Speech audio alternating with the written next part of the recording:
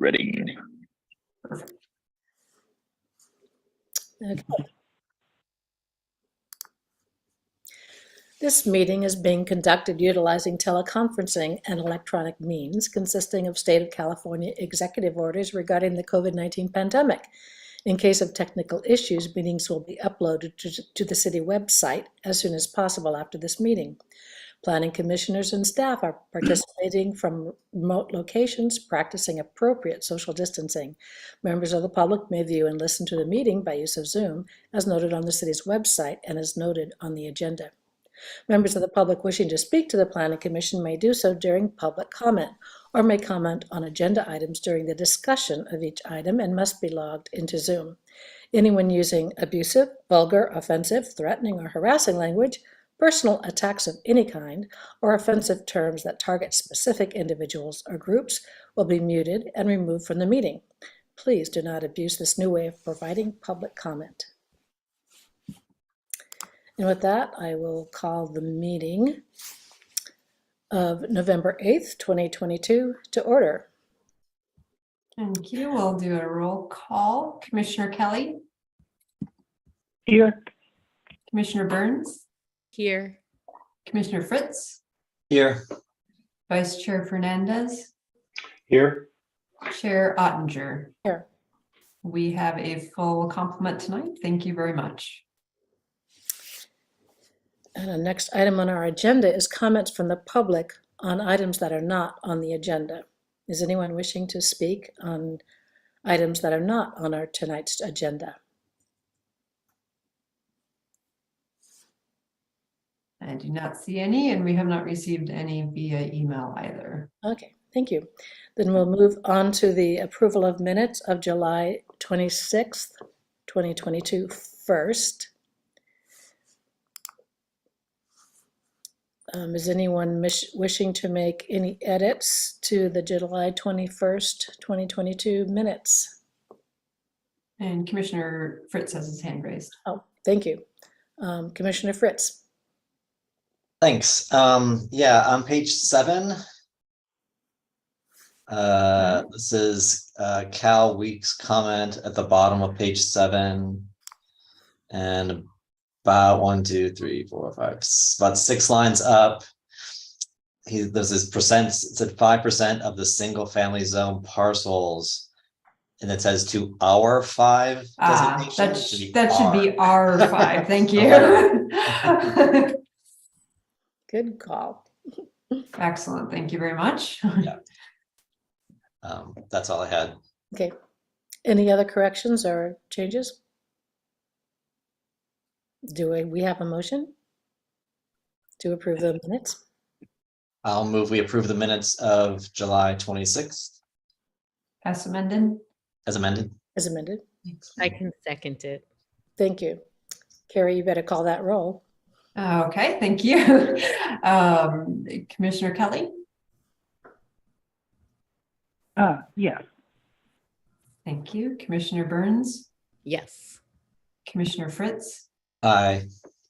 Vice Chair Fernandez, Aye. Chair Ottinger. Yes. Thank you. Those minutes are now approved for July 26, 2022. Okay, and the next set is from October 6th, 2022. It's actually October 11th. Oh, 2022. it was posted. Sorry. Yes, Sorry. I see. October 11th. Thank you. Yep. Are there any comments, additions, or changes? Commissioner Fritz. I do have a few on this one on page 13. And I do have it open in Word. I'm making these changes so that it can actually go out with the council packet tomorrow for the appeal. So please be patient while I find the Okay. locations. Okay, page 13. Page 13, the bottom of the page, the very bottom line, it says appreciate the emails and should say letters that we've gotten. Thank you. Um, Okay. Page 20.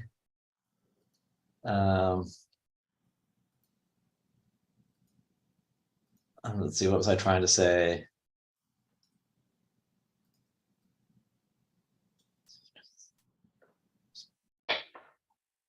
I think it should say it wasn't like they were participating or they are. that them is like the wrong. Maybe I said that and I wasn't speaking correctly, but just grammatically, there's something wrong with it. At the bottom of page 20, my comment there. Bottom of page one, okay. Sorry. There may have been some just there in listening mode, but it wasn't like, I think they were participating. Yeah, I think this is referring to how, I think we had asked how the commissioners, because of the Brown Act issues, how they participated or not in the neighborhood meetings that Santa Rosa has. Yeah. So Yeah, so it just- wasn't yeah, like they were participating, it was, they were listening. Okay, Yeah. So, yeah, so that could be fixed. thank you. And then on page 21.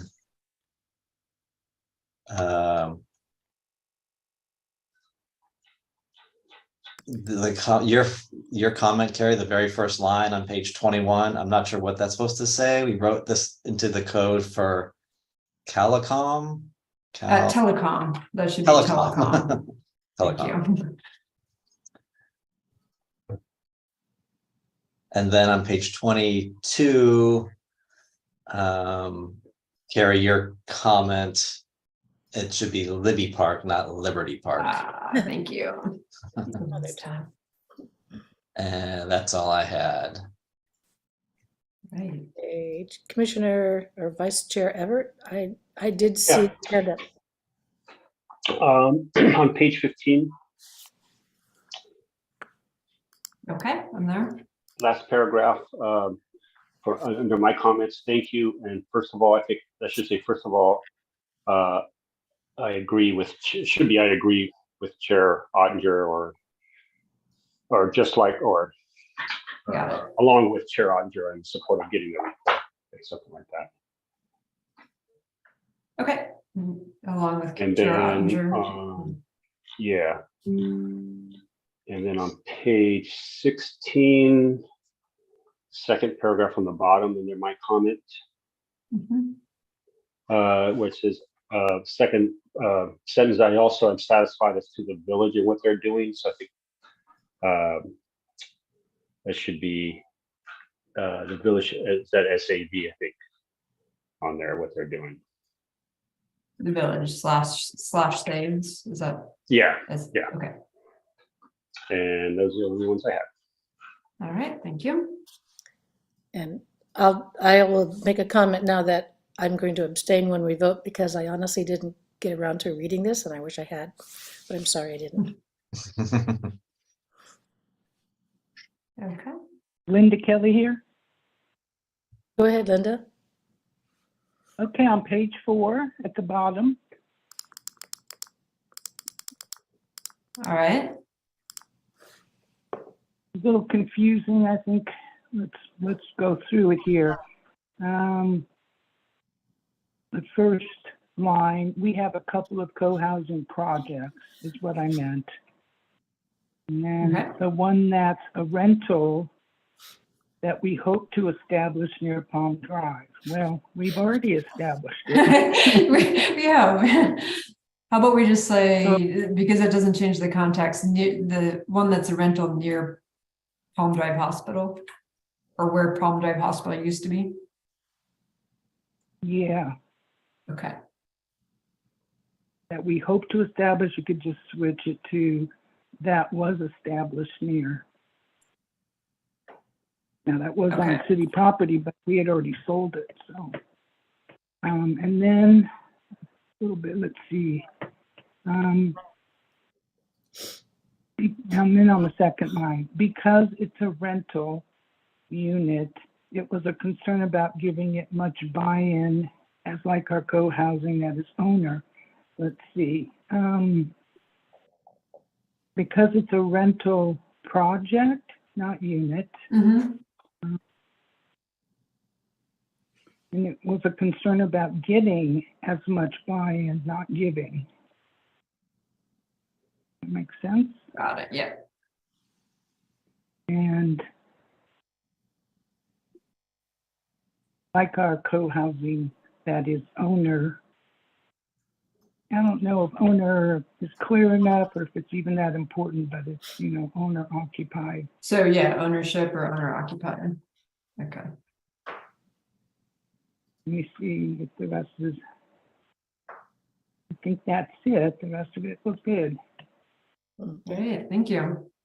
And That's Commissioner all I have. Burns? Okay, thank you, Linda. Commissioner Burns, did you have any edits? I am looking at my sheet right now, and I think the ones I'm trying to cross-reference that, is there anything that hasn't? No, I think I'm good with the edits that you guys found. Okay, thank you. Oh, let me check one. Hold on. Okay.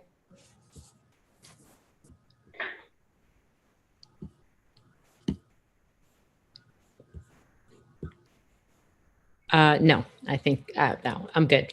Okay, Vice Chair Fernandez? Yeah, sorry, I didn't go down far enough. On page 22, Mm-hmm. under my comments, maybe put a period in there somewhere because it's all one long sentence. I'm sure I paused somewhere. Are you going to suggest a spot, or Carrie, do you just want to pick one? I would suggest, okay, so does it make sense? Because it does make sense, period, because oftentimes, or actually, no, that should not, because you should never start a sentence with because. It does make sense because oftentimes it seems like we do feel the pressure to make a decision, or if we continue it, it puts us in a position of we're not going to have public comment at the second meeting, and that's not necessarily right either, period. And then I would just say people are coming Yeah, come in and just hear about that. in that just heard about it and they want to talk about it. Able to talk, period. So I think it helps to continue that. And to know ahead of time and have that open as a possibility, rather than make it seem like it's suggestion, like when the suggestion is brought up, should we continue this? Just in case one of my English teachers reads. You can always have Paul suggest edits for you because he's very good at checking the minutes for edits. Thank you. Yeah. Okay, any additional edits? Not seeing any, will someone please forward a motion to the chair? I'd like a motion to approve the minutes as amended. Thank you. I I'll will- second it. Second, You'll second that? Thank you. Carrie, that's how the roll call vote on All it. right. Yep. Commissioner Burns, Oh, yes. Commissioner Kelly, yes, Commissioner Fritz, Aye. Vice Chair Fernandez, Aye. and Chair Ottinger. Abstain. Thank you. And that is, those are approved 4-0 with one abstention by the Chair Ottinger.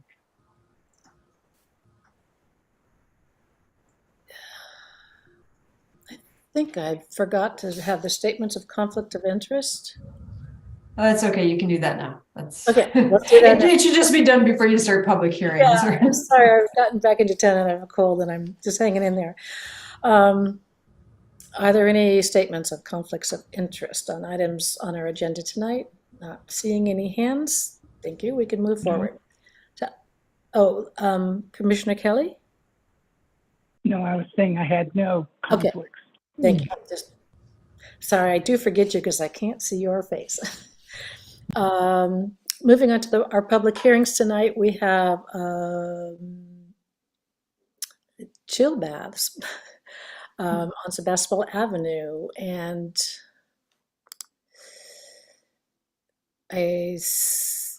So Associate Planner John Jay okay, will be thank giving the you. I'm report looking this for my one. document. It's way down here in the back. Thank you. Okay, Associate Planner Jay, why don't you lead us into this? Thank you. Awesome, thank you. So yes, this is a use permit to operate a dog grooming service located at 6971 Sebastopol Avenue, or Chill Baths, within the downtown core district. The proposal is to provide full service one-on-one dog grooming experience and is to offer short-term kennel holding. There are 2 large and 2 small kennels that will be provided for dogs that will be waiting to be groomed, as shown in the floor plan attached to the application packet. The hours of operation are listed as Tuesday through Saturday from 9 a.m. to 6 p.m. and no overnight boarding will be provided. I want to make note that recently the planning department has approved 2 other dog grooming locations within Sebastopol, but as they were located within general commercial districts, they went through the planning director use permit and did not require a full conditional use permit as this one is tonight, as our zoning code requires. Staff, however, feels that there's adequate distance between the 2 other spaces, as one is located at 916 South Main Street and the second one is located at 972 Suite 130 Gravenstein Highway South. Other than that, I will conclude my staff report, and I do have the applicant, Callie Johnson, here to answer any additional questions that the commission might have. Thank you. Are there questions from commissioners, the associate planner? Commissioner Fritz. Thanks. Yeah, there was a couple. So on page 3, it talks about the hours being 8 to 6. And then in the conditions, the hours says 8 to 8. And I just wanted to clarify what the proposed hours were. It was 8 to 6 or 8 to 8. I don't have a preference. I just clarifying.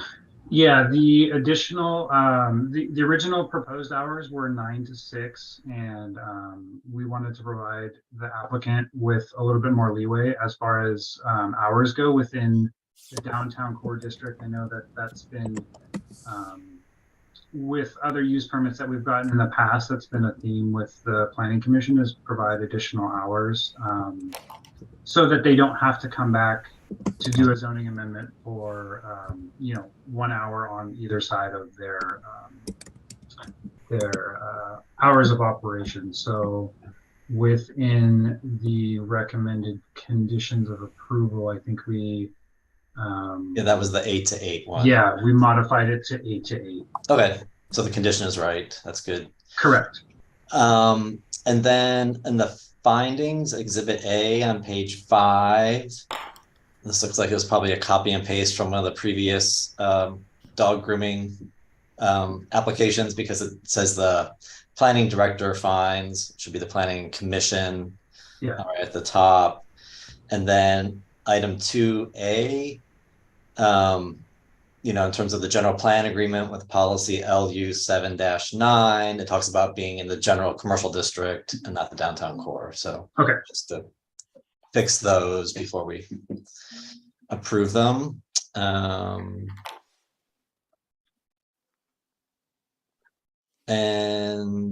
There was some discussion in the staff report about the alley, being able to use the alley.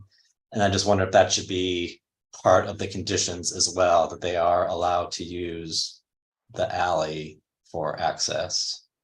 I didn't see that in the conditions. Yeah, I think in that one, Commissioner Fritz, we were trying to, we could require that it be an access. We were trying to stay away from requiring, people can come from whichever direction they feel comfortable with. But just the understanding that if you do have a somewhat nervous dog, being able to park, since you can park there at that location, to make sure that that was available to them.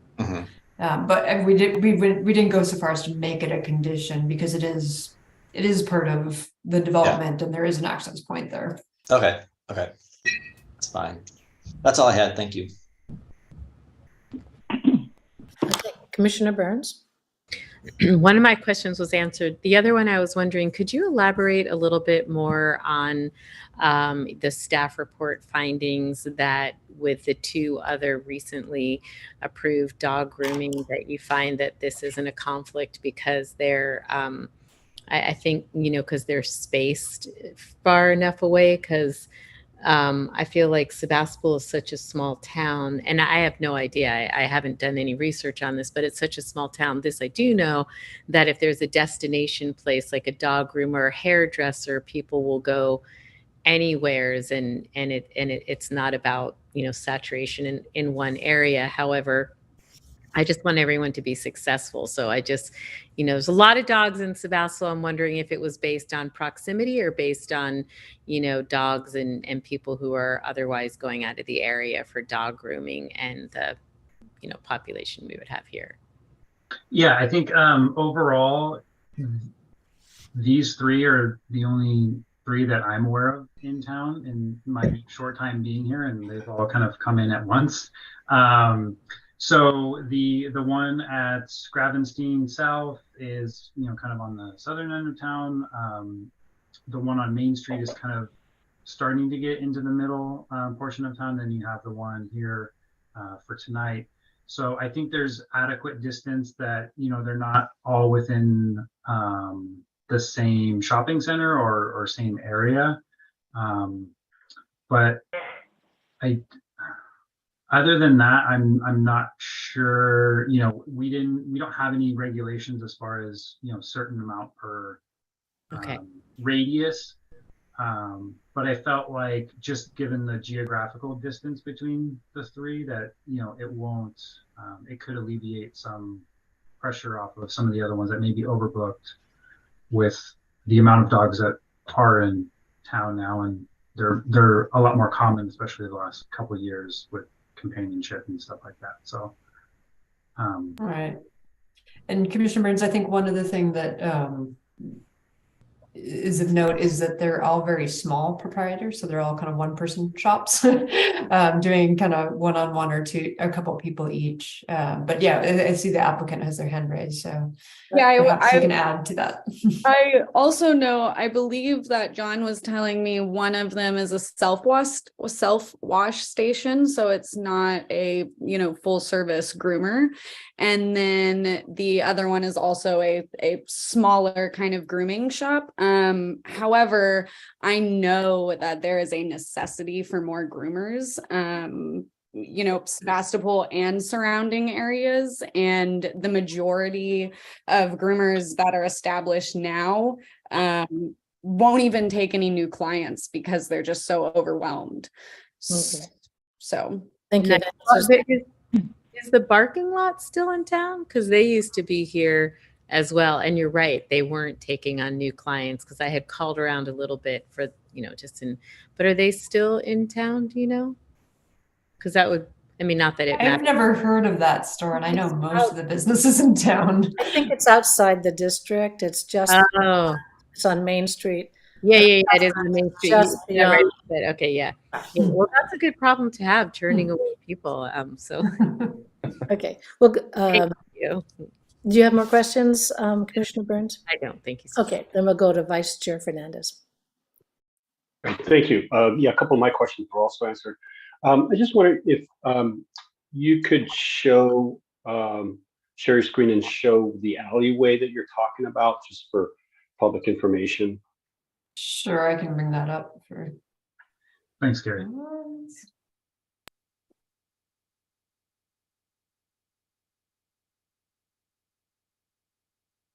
Try to zoom in first so I don't make people too dizzy.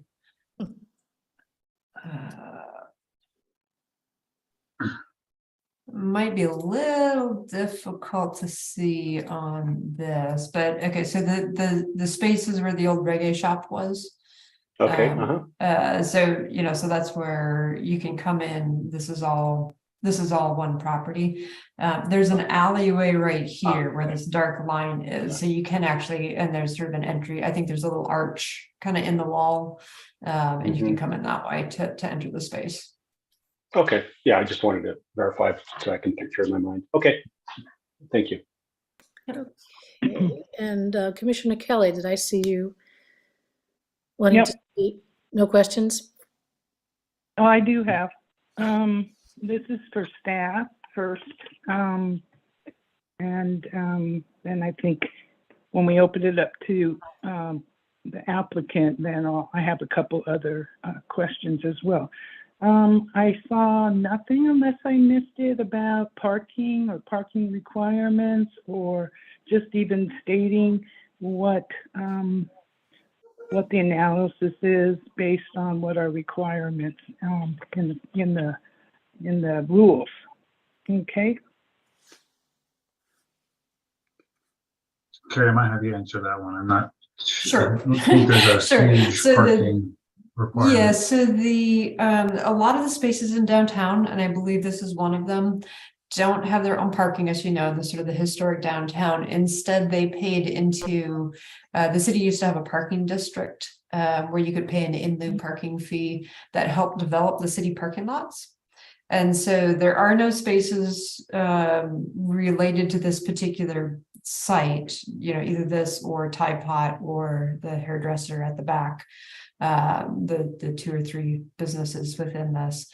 However, in 2018, and when the city council adopted the zoning ordinance update, one of the things we did was we updated the parking regulations so that any use in downtown had the same parking requirement unless it was included a residential use. So within downtown, it's all one space per 500 square feet.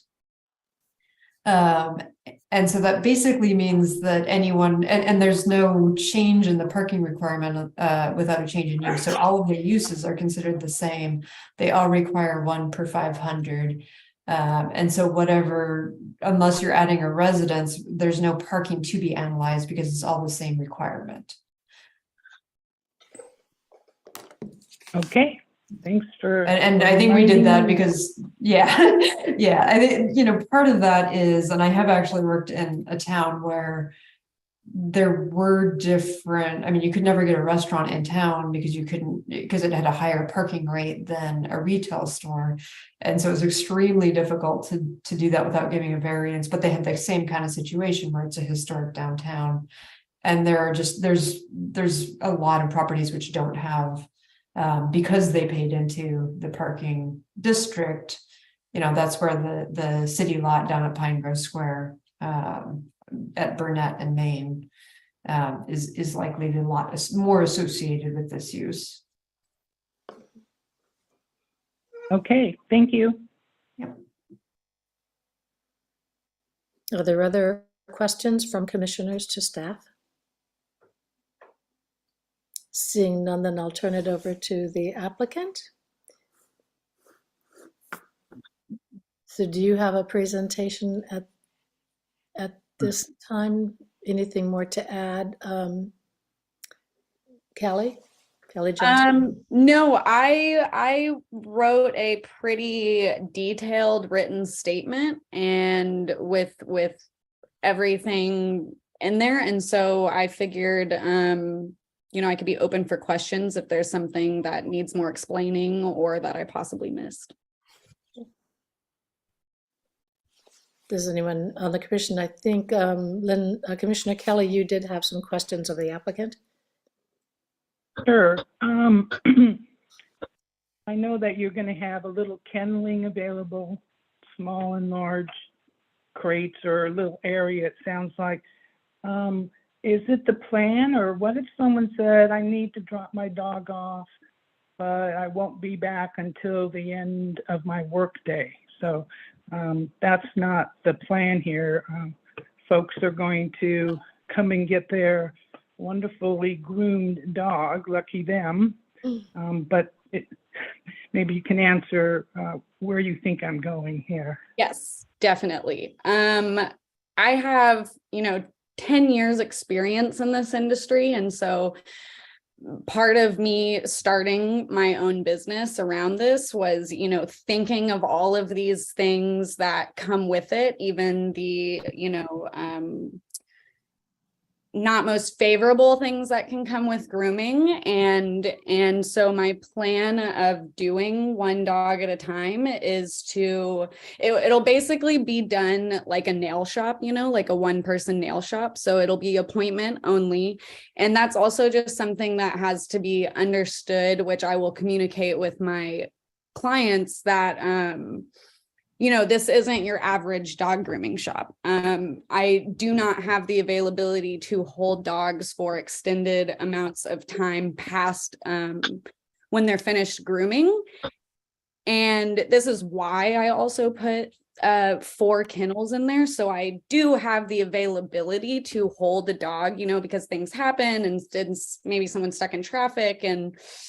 And so I have the availability to hold a dog if necessary, but the idea is to have them kenneled, as least as possible and setting up my appointments back to back. Okay, And thank you. also, and also possibly, it's something I'm thinking about, but if necessary, if it seems necessary, for charging people, giving them like a 20 to 30 minute grace period, but possibly charging people if they're left, way past when they're finished grooming, because this is to ensure that each dog coming in can enjoy the calm, stress-free environment, as well as for myself, which also should, minimize barking and noise. I should never have, definitely no more than 4 dogs in there at one time. And the majority of extended barking is when they're kenneled. And so, I have the hopes that this plan will work itself out and over time people will kind of know what to expect when coming to me. Okay, thank you. I still want to continue. So there's that little gated courtyard that goes to the alley around the building. Do you anticipate that folks that will come wait there with their dog to get in? I think I'm concerned more about, we have a restaurant business and then also, another business there, and just so there's no conflict, and that's the expectation, is that they're not to be waiting out there. Definitely not. No one should ever necessarily be waiting outside my door or outside the gates. And this is once again sticking with, my plan of 1 dog at a time should minimize these things. And there should never be a crazy influx of people coming in at one time. There's 2 doors for each. Okay, thank you for clarifying that. And out in front, do you feel there's enough parking for someone to park, drop off? If you've watched the traffic flow during the day, if there's any concerns, or I know there's no requirement to provide parking, but I was just wondering what your sense was. Yeah, no, I personally never have any issues parking on Main Street across from like Sunshine Cafe. Otherwise, the Hot Monk parking lot is pretty large and there seems to always be spaces in there. So I don't foresee it being any major issue of people trying to find parking to make it in. Okay, thank you very much. Commissioner Burns?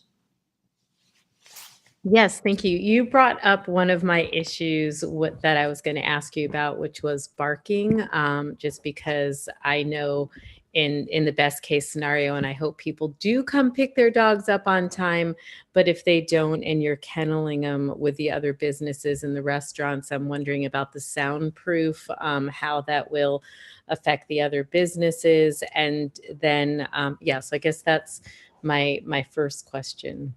Definitely. So firstly, I've let all of my neighbors know that I will be doing dog grooming there. They all have dogs. They're all excited and they all want to bring their dogs there. No one gave me any concern of like worry for barking. And, during the day with the street right there, it masks a lot of sound, that in itself. And this is, once again, why I've thoroughly thought out this plan, especially for the location that it's in. kenneling the least amount that I can and having the minimal amount of dogs in there as possible should hopefully avoid, the unwanted that can come with it.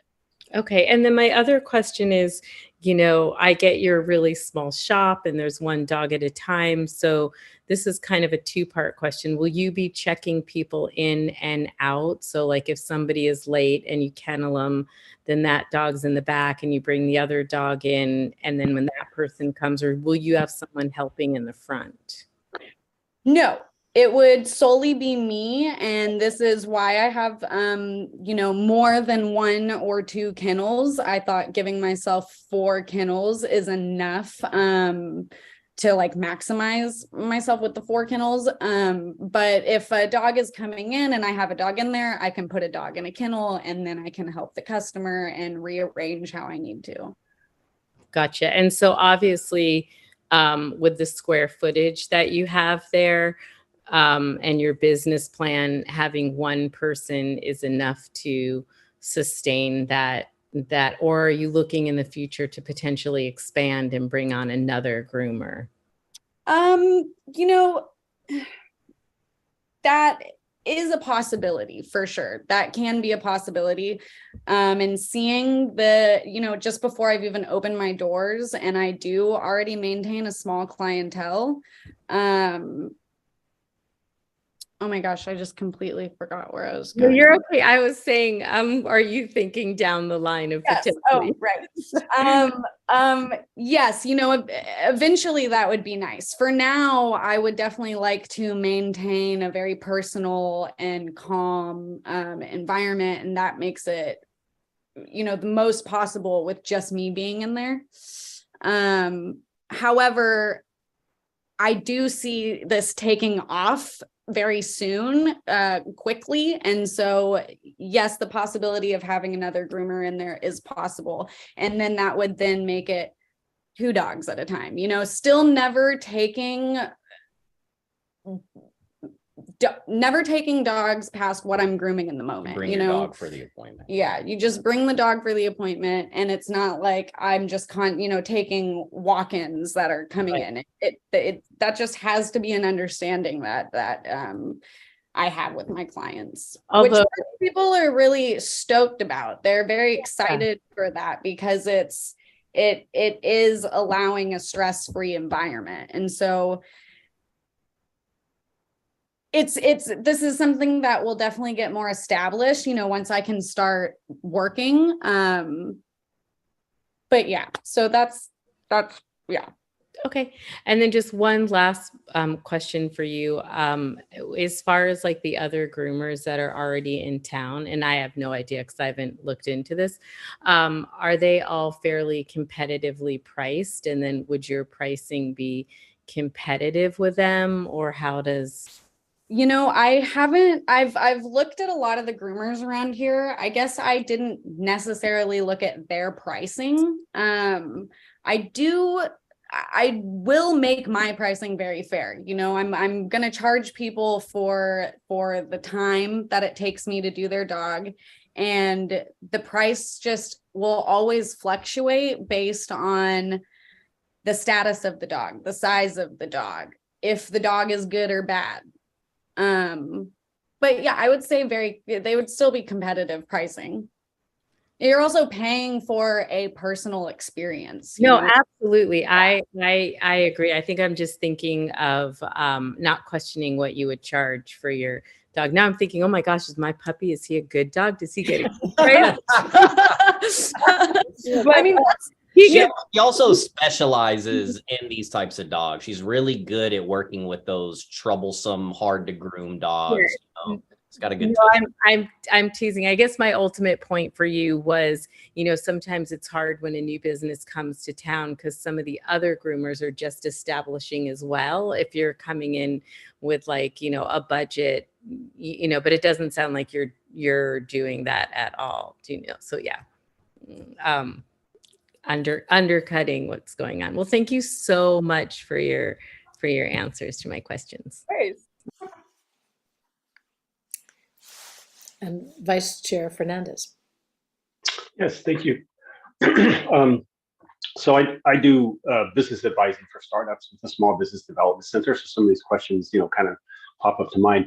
So the location that you selected seems to me a little awkward for the kind of what you're doing, and I kind of had some similar question regarding, because I'm picturing you're grooming a dog. There's one in the kennel. Somebody comes in to get their dog. You can't just stop, right? The dog's going to stay there. So I had kind of some of the similar concerns about, but again, that's more your inner workings, business workings. But I'm just trying to kind of picture how that process works. Yeah, definitely. So if I'm working on a dog and someone walks into the shop, this is why I have the kennels, so that I can safely place them in a, safe location and talk to another customer and go from there. And I'm not necessarily going to take that other dog right away. It would probably be when there's an opening, since it'll pretty much be appointments only. And it's funny because you think it's an awkward location. I thought it was like the best location, which is what pushed me to move forward with this, is because it's zoned downtown and it's in the downtown area. And I probably see like 10 dogs walking downtown like on a daily basis. And I also worked at Petaluma Pet Groomers in Petaluma on East Washington Street for 3 years, which is like one of the busiest streets in downtown Petaluma. And it's extremely helpful being in the downtown location for sure. I don't see it causing any issues, especially because I'm not taking 16 dogs at one time. So, going back to this one-on-one thing is with the hopes of avoiding all the unwanted things that can come from having a grooming shop. Yeah. Okay. No, my question was not knowing that particular business. I figured you had a very good answer to that, which you did, right? You kind of did your research and figured out why that works for you there. So that's good. So you talk about maybe you may think about bringing somebody else in to help. Is it a long-term lease? I'm just wondering, like for your future, is it something that you're going to have to be there a while? What's your flexibility? I believe I signed a 1-year lease. And I definitely have the hopes of being there for a long period of time. As much as the one-on-one is for the dog, it's for myself as well, so that I can maintain longevity with this, because I have worked in fast-paced grooming scenarios or very large-scale boarding kennels where it could be 150 dogs at one time, or 16 dogs in this small little grooming shop, and that can be very hectic and very stressful. So the way that this has been planned is for me, the customer, and the dog. Best interest. Okay, well, great, thank you. Just didn't mean to get too detailed into your business, so to speak. I just welcome it. Curious how it works out. Yeah. Great. All right. Well, thank you. I wish you lots of luck, and I'm sure your services will be very much appreciated and needed. Thank you. Thank you.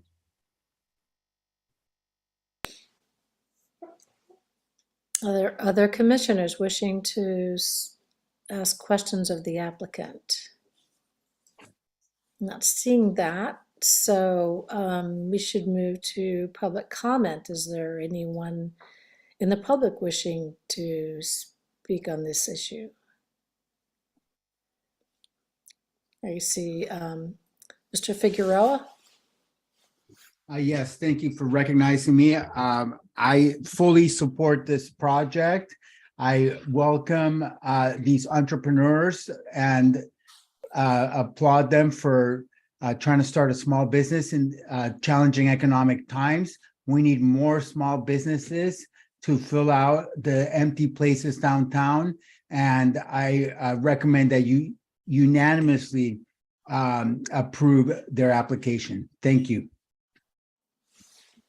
Thank you. Anyone else wishing to speak on this issue? Not seeing any. I will close the public hearing. And we will move to discussion among the commissioners. Does Commissioner Fritz? Yeah, I would actually like to make a motion to approve this conditional use permit with the modification to Exhibit A that I had earlier recommended, and without any other modifications to the conditions of approval. I'll second that. Thank you. It's been moved in second that we approve the conditional use permit with the modifications mentioned in section A. Carrie, will you please call the vote? Sure, happily. Commissioner Kelly, Aye. Commissioner Burns, Aye. Commissioner Fritz, Aye. Vice Chair Fernandez, Aye. and Chair Ottinger. Aye. Thank you very much. The motion passes. And so this is approved 5-0. And Kelly, there is a 7-day appeal period, so that approval will become final next Tuesday.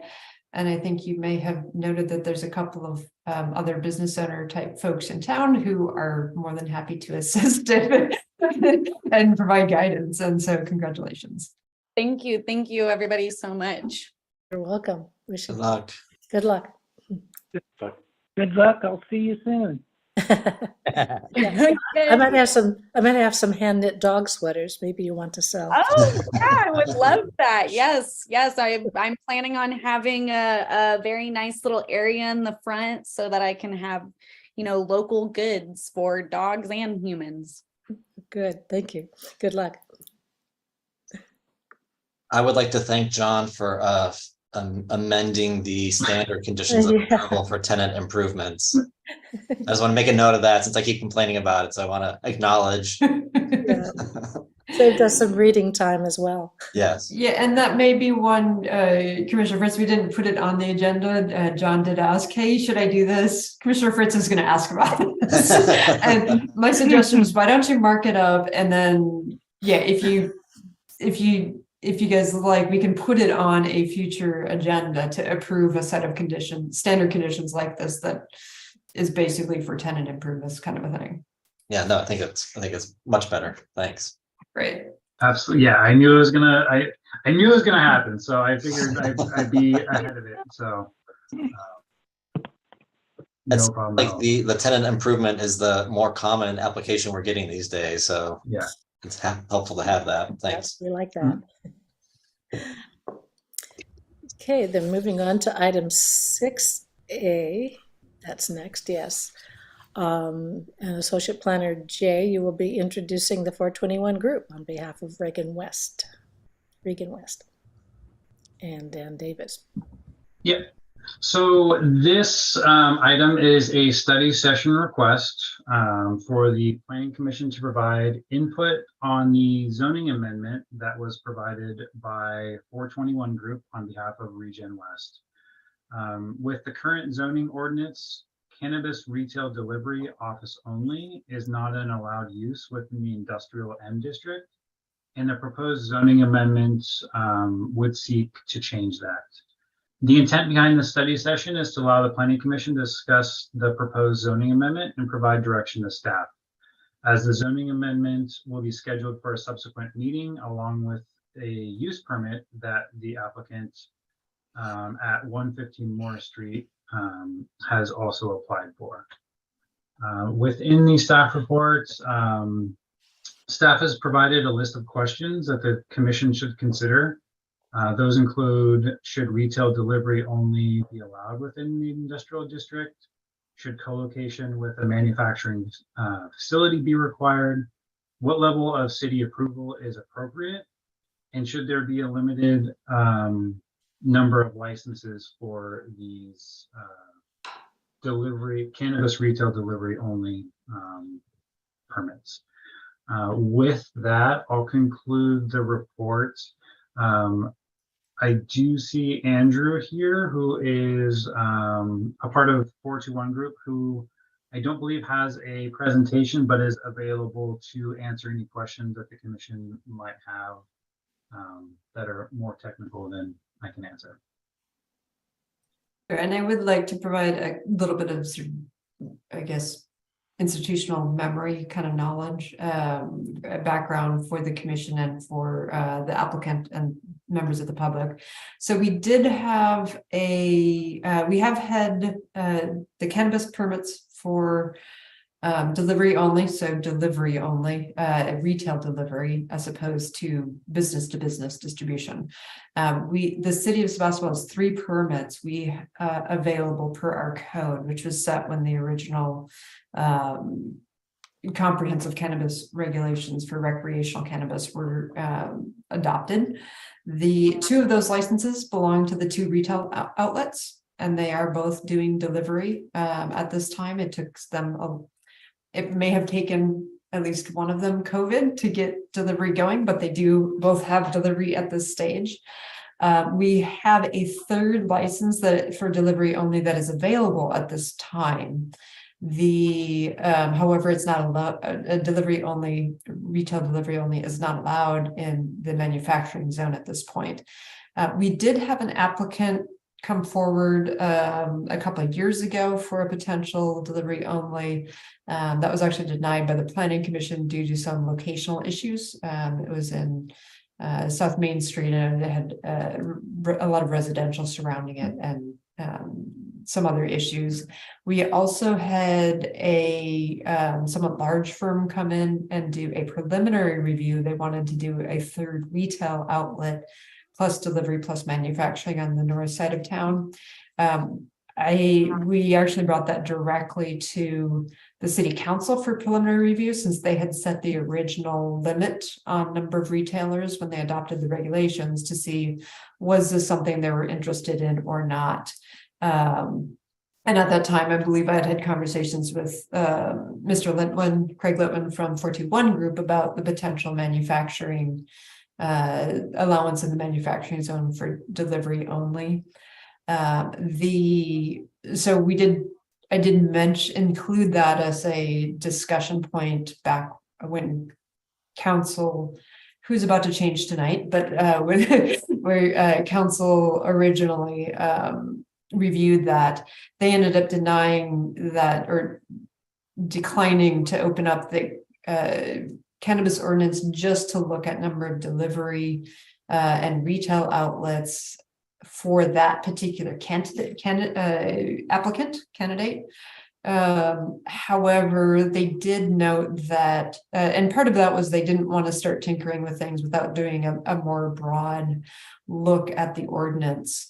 They also, when we talked about the delivery and manufacturing zone, a couple of things have happened. One is when the city council certainly said, yeah, that's an easy enough change that we would be open to something like that. But if we're going to be looking at additional retail outlets, they'd wanted to look at what the criteria were and those types of things.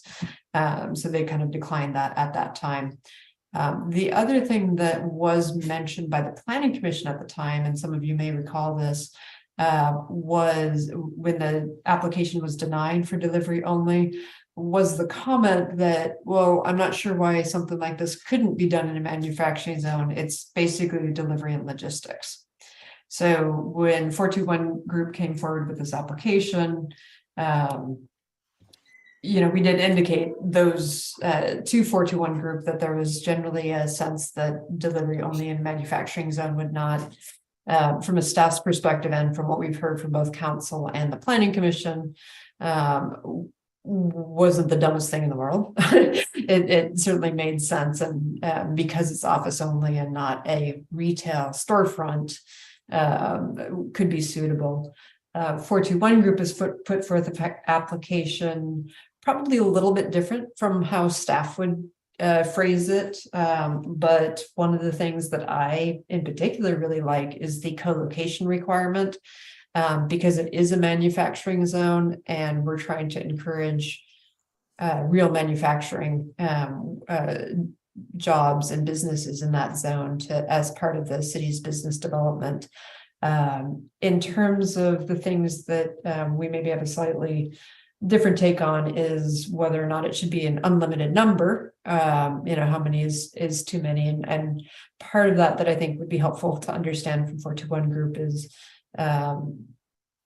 how manufacturing businesses would they turn into mostly delivery of other goods? Are they really just doing it to deliver their own goods, or a mix thereof? And then one of the other things that staff is proposing is that there could potentially be a two-tier system where a smaller level, just like with restaurants, could be permitted in some way at a staff level or planning director hearing or some level like that. And then a larger use, and I believe we have at least a starting point for discussion of square footage or percentage of the use being dedicated to delivery only could still require a planning commission level use permit.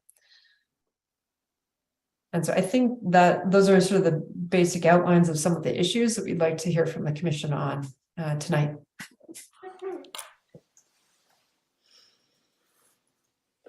Thank you. Do commissioners have questions of staff?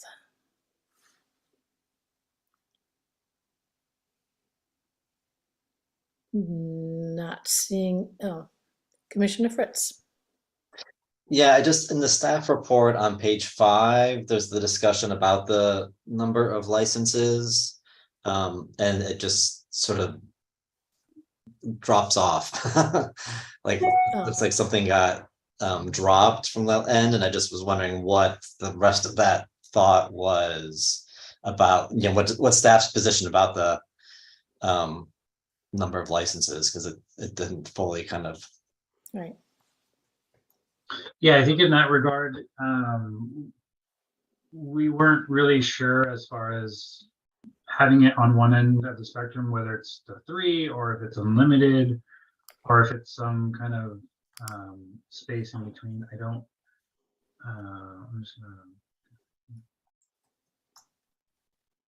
I think there's definitely some sort of, limit that we would probably look at imposing, but we're just not really sure what that limit is, and wanted to get your feedback as far as, maybe a rough number rather than it just being 3, which is currently in place, or if it's unlimited as long as their co-location requirements are met. Okay, thanks.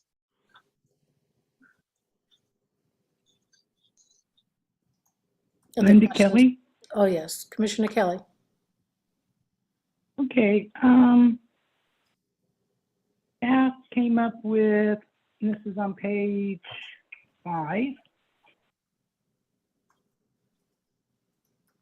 10 to 20 deliveries on a weekly basis for an administrative permit, and then you'd need a full use permit if you were going to have more than that. Well, what was the basis for recommending that? In that regard, I kind of just pulled a number on if they were operating 5 days a week,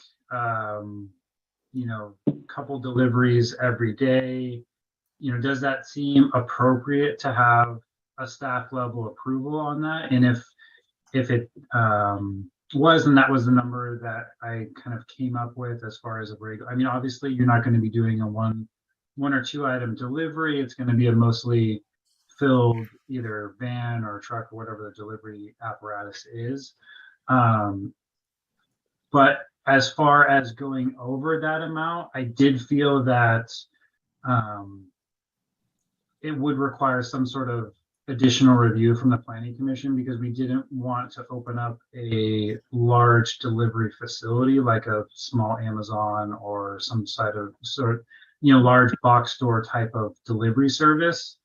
And I felt that 10 to 20, granted those numbers were kind of made up on a not scientific method, but those felt appropriate to do at a staff level. But I'm open to, those numbers being changed. Yeah, and so Okay, basically thank what you. we're kind of looking at, and if that would translate to, on the low side, if it's a 5-day-a-week operation, one full van in the morning and one in the afternoon. If it's 20, then you could do it every like 3 hours or so. And I think that's more or less similar to what Soulful is doing. I think they have like 2-hour delivery window kind of things that they do. And so that's kind of you don't get into a traffic issue that might warrant a larger review. Are you aware of how Spark and Soulful, how many deliveries they do on a weekly basis? I am not, I don't know what those numbers are. Okay, Yeah, I don't know how many individuals, but I do know that like Soulful has 3 or 4 different time slots, and they don't, so they'll do, if you place your order by 11:30, you'll get it between 2 and 3:30, or that's kind of how they're doing it. And they have, I can look this up. I looked this up as we were doing some research for the staff report. But I believe they have 3 or 4 delivery windows a day. Now, there are only open, and I believe Spark is the same way, as retail centers, they could open earlier, but they both open around 10:30 or 11. So they have a different operational model than a manufacturing may have.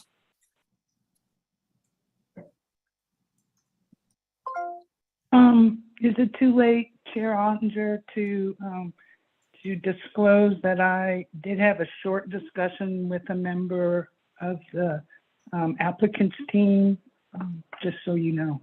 Yes, thank you. When I speak, I will mention that I also did as well. Thank you for acknowledging that. Did you have more questions? No, I'm going to wait till we talk to the applicant. Okay. Vice Chair Fernandez?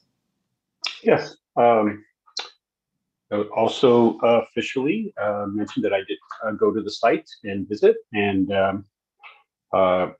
felt that their operation is very well set up, and this concept does make sense. I know there's other details and so forth that we can talk about, but I was pretty impressed and satisfied with the way that they run their business and how they intend to add this portion to it. I know we're not specifically speaking about the business right now, but just more in concept. But just wanted to put that out there. I don't have any questions at this point for staff.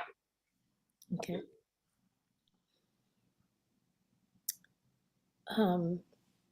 Commissioner Burns, do you have questions of staff?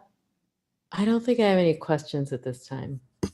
Okay, then I will again mention that I spoke with Craig Litwin on the phone, and we did discuss some ideas, and I'll just say it was interesting to note, I was asking if these deliveries would be picked up by a third party and delivered, or whether they were taken to the post office. My understanding is they are delivered in their truck to their customer.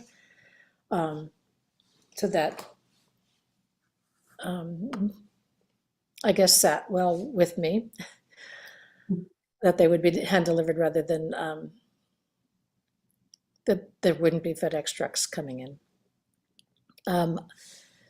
And I also, of staff, the question of the 10 to 20, it does kind of seem arbitrary, but I'm wondering if people are ordering product that is manufactured, can they also purchase other ancillary products that they would sell with them that you might find in a normal retail store? Would that be appropriate for them to also sell other items that they didn't manufacture but that complement or go with their product?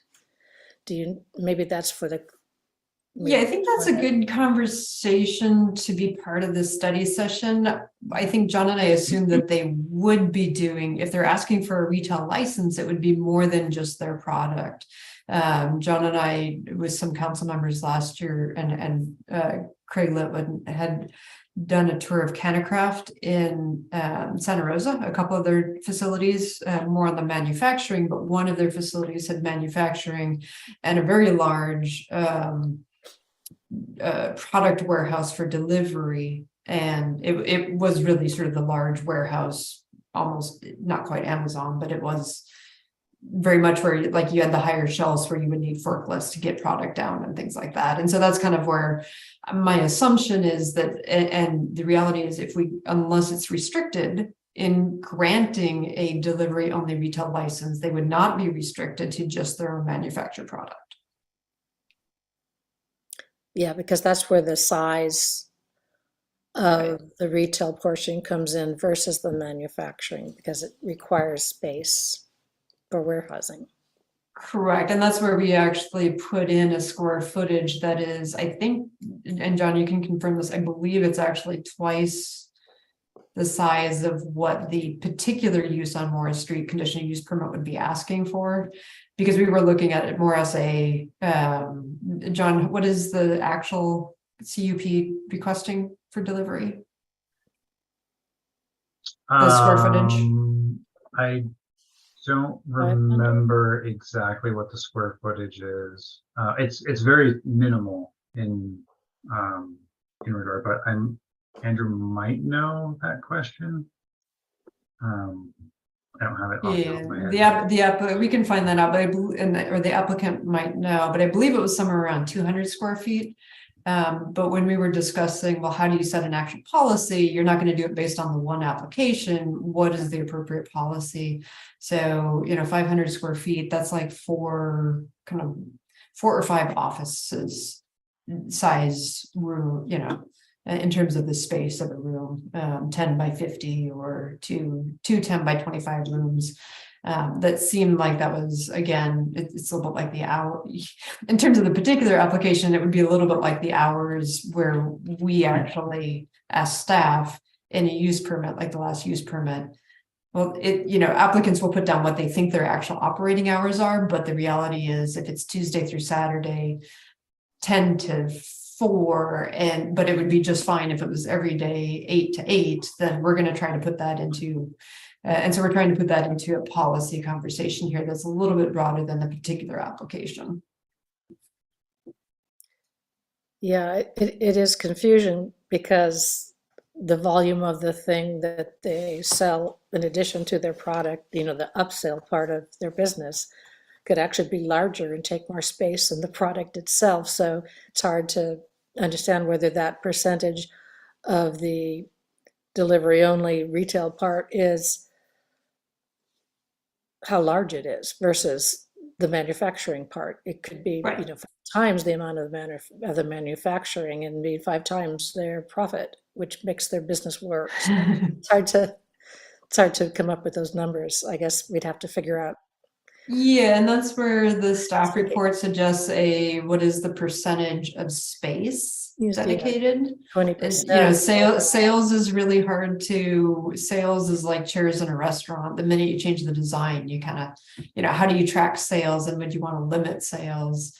It's a lot easier to regulate from an administrative standpoint, a size or a percentage of the business. And so that was kind of our recommendation on that. And just one note, because I know it has come up in the past, for a retail delivery, if it's outside of city limits, the city does not get the sales tax for the base, but we do still get the city particular, the Sebastopol specific sales tax. If it's within the city, then we get all of the local sales tax associated with it. So just in terms of how that works from the city's economic standpoint. Yeah. And related to that, then the notion that, well, it doesn't take much space. It's basically a computer and a person sitting there and they put things in a package and then it goes to the truck. That's not really true when you're talking about anything other than the thing they manufacture. Any upsell of product that they don't manufacture, it becomes a totally different discussion. Right, exactly. Let me see. And in terms of, I mean, we're not talking about a large, we don't think, we haven't limited them yet, so we don't know how much time. I mean, I don't think we're going to have 20 of them within the next year, for sure. So are there other businesses that where that discretionary option of a staff approval or a assistant approval or a commission approval where the numbers are critical? I'm trying to say, is there something comparable to that? I think, you know, we do have a couple of different uses where the city has been sort of more proactive in putting it into our policy due to concerns of potential overconcentration or oversaturation. And obviously with the use permit we just heard, that's always from an economic standpoint for the business owner a concern. And so there is kind of some of the existing, you know, we have 2 retail outlets, existing businesses. I do know that when the proposal for a 3rd retail / delivery came in, and again, that was more on the retail side of it, they were concerned about oversaturation. But of course, you know, how much does the city want to be protectionist versus the capitalist system? I think one of the things that we appreciated with this application was the proposal that it be required to be in association with a manufacturing use. So there does need to be a significant community investment in order to get that delivery license. And, you know, so Regen, and for those of you who have visited the site, you know, they are up and running in an actual manufacturing business, as opposed to someone coming in just wanting to do delivery as undercutting or whatever, because they're the big guy in town, or the formula business kind of model, if you will. Yeah, I'm sorry, but I didn't answer your question. So the businesses that we do have at least policies, if not specific numbers, there's the overconcentration from alcohol use permits. The vacation rental ordinance has that as well. And I do know that when we did, and it's a slightly different thing, but there is when we adopted the updated regulations in 2018, I believe tasting rooms was set to be a planning director level permit. However, council changed that to planning commission. And part of that was, you know, looking at the experience of Healdsburg and Sonoma, where they've gone too far with those things and retroactively, you know, tried to fix it. And so they actually particularly wanted tasting rooms, aside from other alcohol uses in general, to make sure that those were, you know, being looked at in that kind of a way. And we want to make sure we balance the town and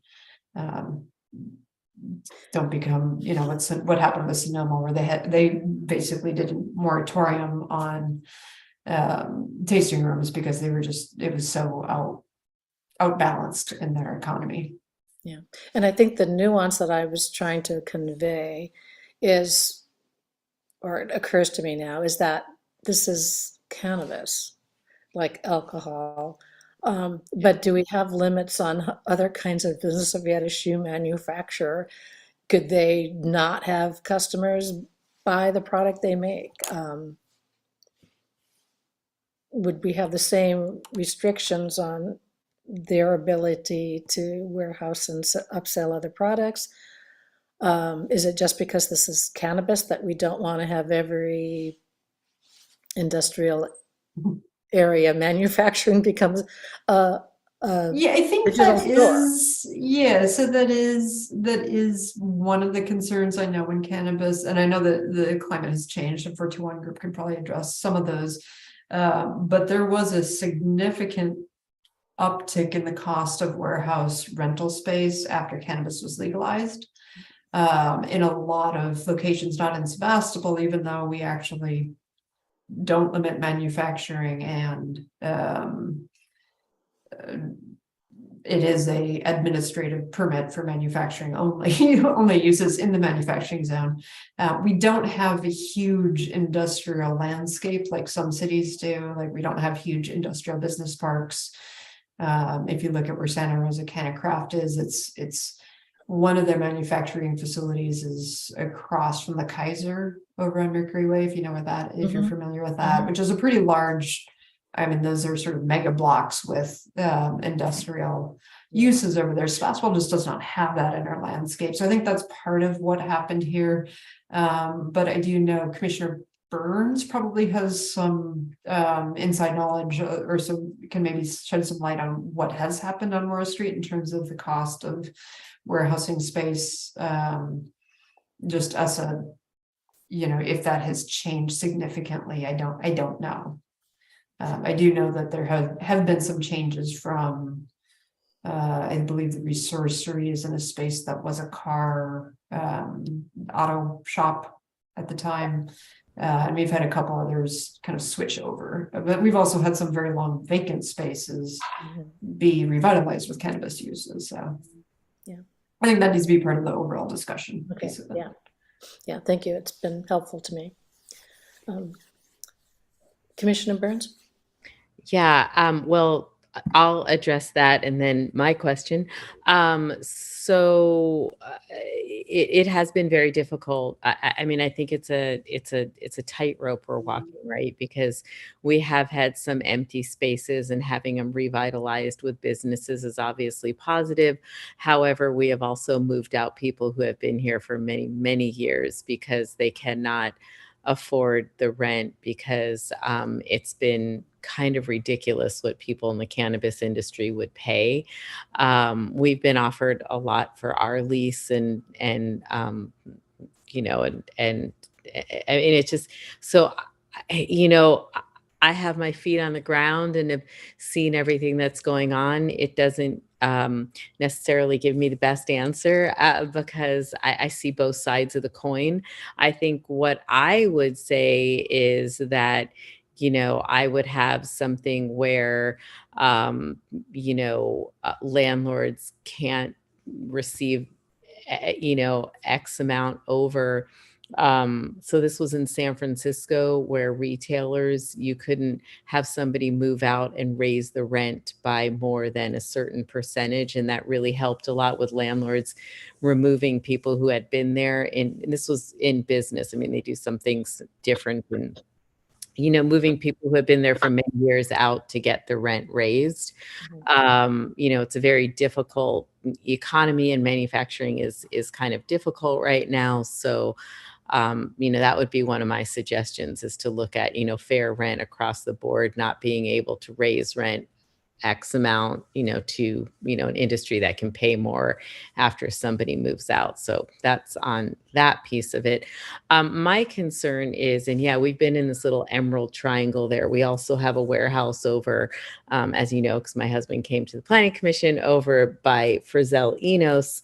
And, you know, we've been surrounded by, you know, people who legally and not, you know, whatever, grow cannabis.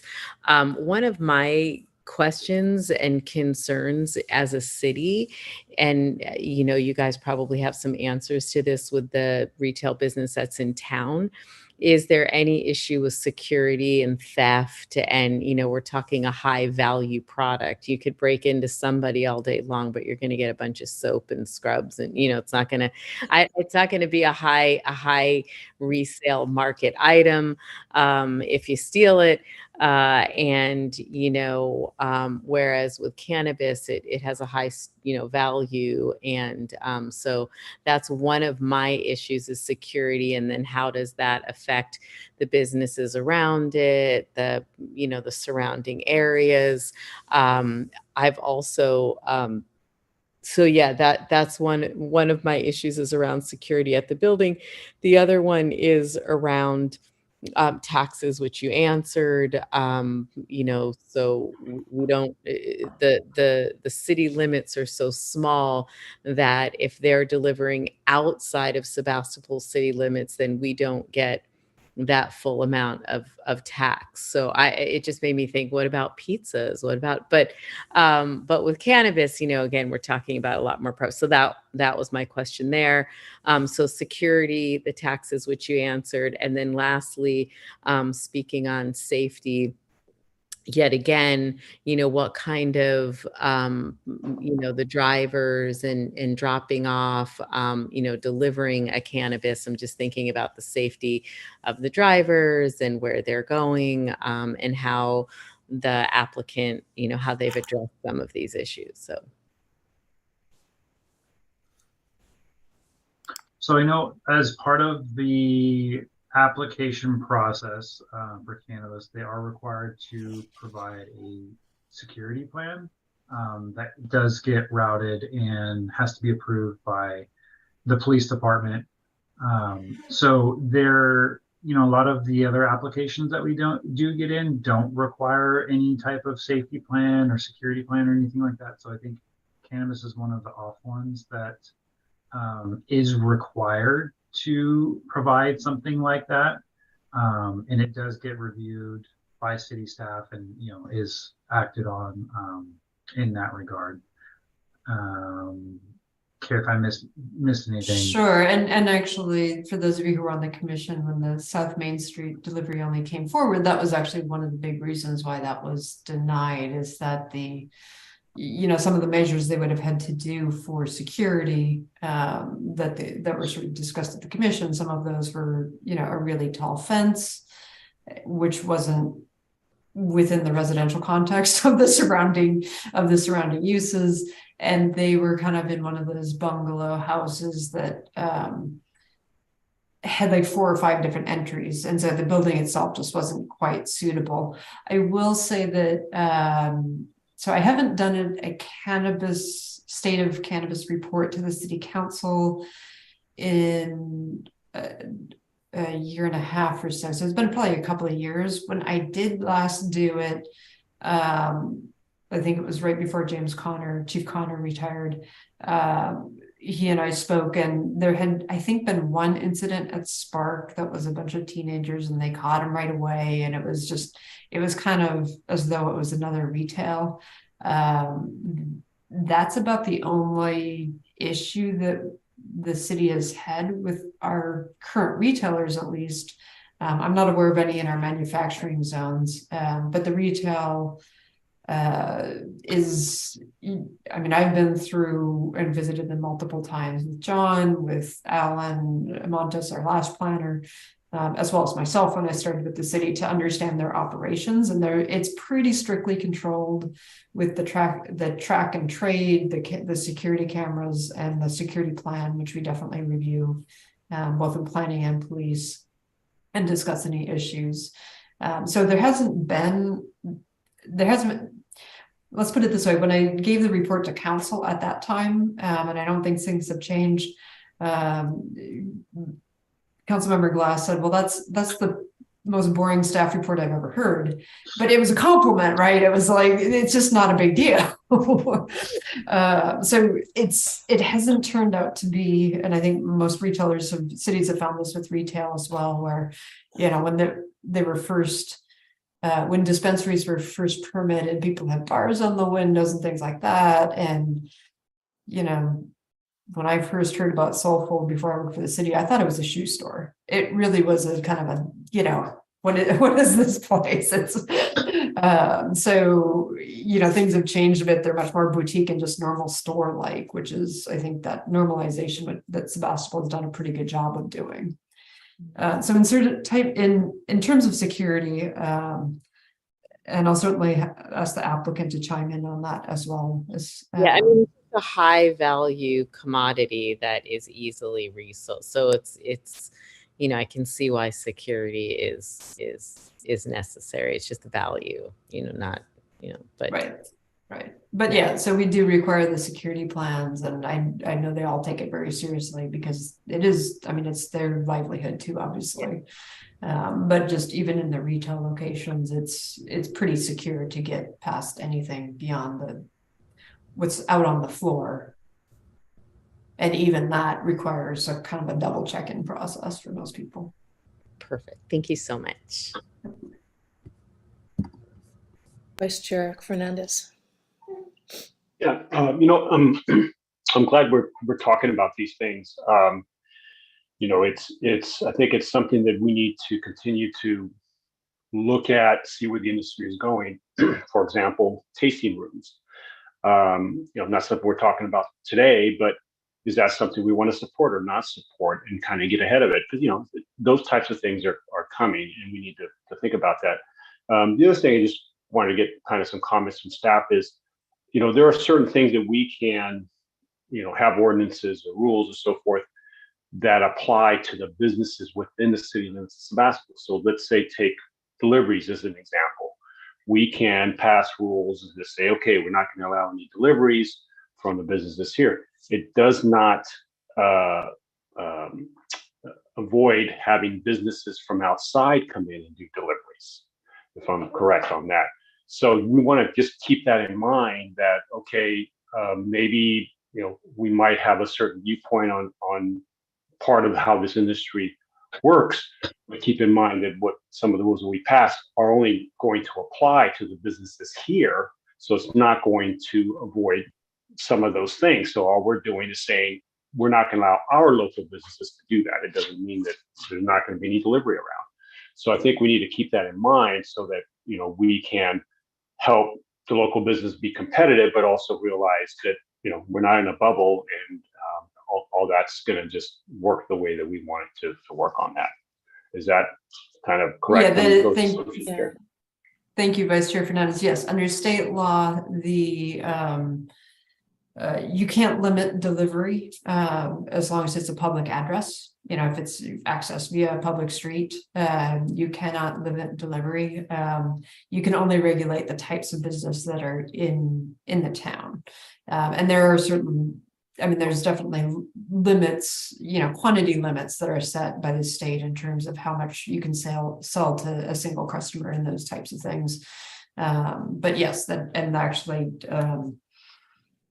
it's good for us that Marin doesn't have a lot of dispensaries, because it actually means that there's a potential market there that our retail locations, like Nevada, when they were considering a dispensary, they came up and visited Soulful.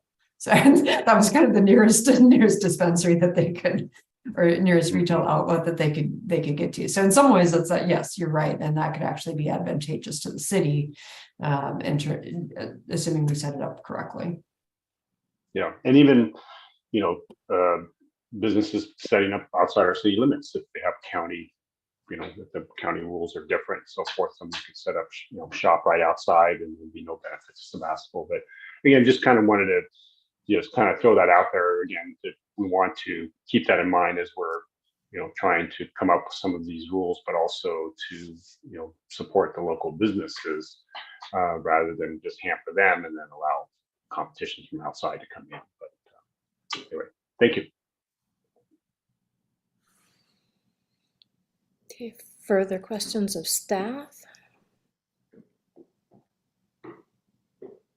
So Carrie, at this point, is it appropriate to open it up to a number of speakers who have submitted? So I would start, so there, I think there's a couple, and I don't know, and actually John would know who from the applicant is taking the lead for the applicant's team tonight. Yeah, so it'll be Andrew, and then I believe he has one other person. Craig was unable to attend tonight's meeting. Okay, so it looks like Mitchell. Mitchell, yeah. Yeah. Great. Okay, then, Mr. Longman, would you like to begin? Yeah, absolutely. My name's Andrew Longman. I'm the COO of 421 Group. I also have Mitcho Thompson with me here today, the president of Regen West. I just want to say thank you for having us here to discuss this with you in this session. I think it's really beneficial to gather an understanding of what we're hoping to do and what our dreams and aspirations are here, and how it fits in the context of the city's regulations. So I'm going to pass it over to Mitcho right now to introduce himself. Hey, good evening. I'm Mitcho Thompson, and I'm one of the founders of Regen West, when the manufacturing company there called the Resorcery.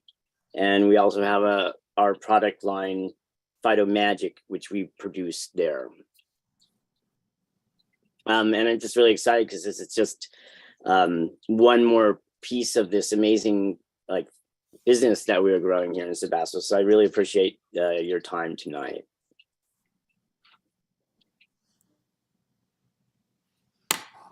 And if there are any questions, Mitchell and I will field them together.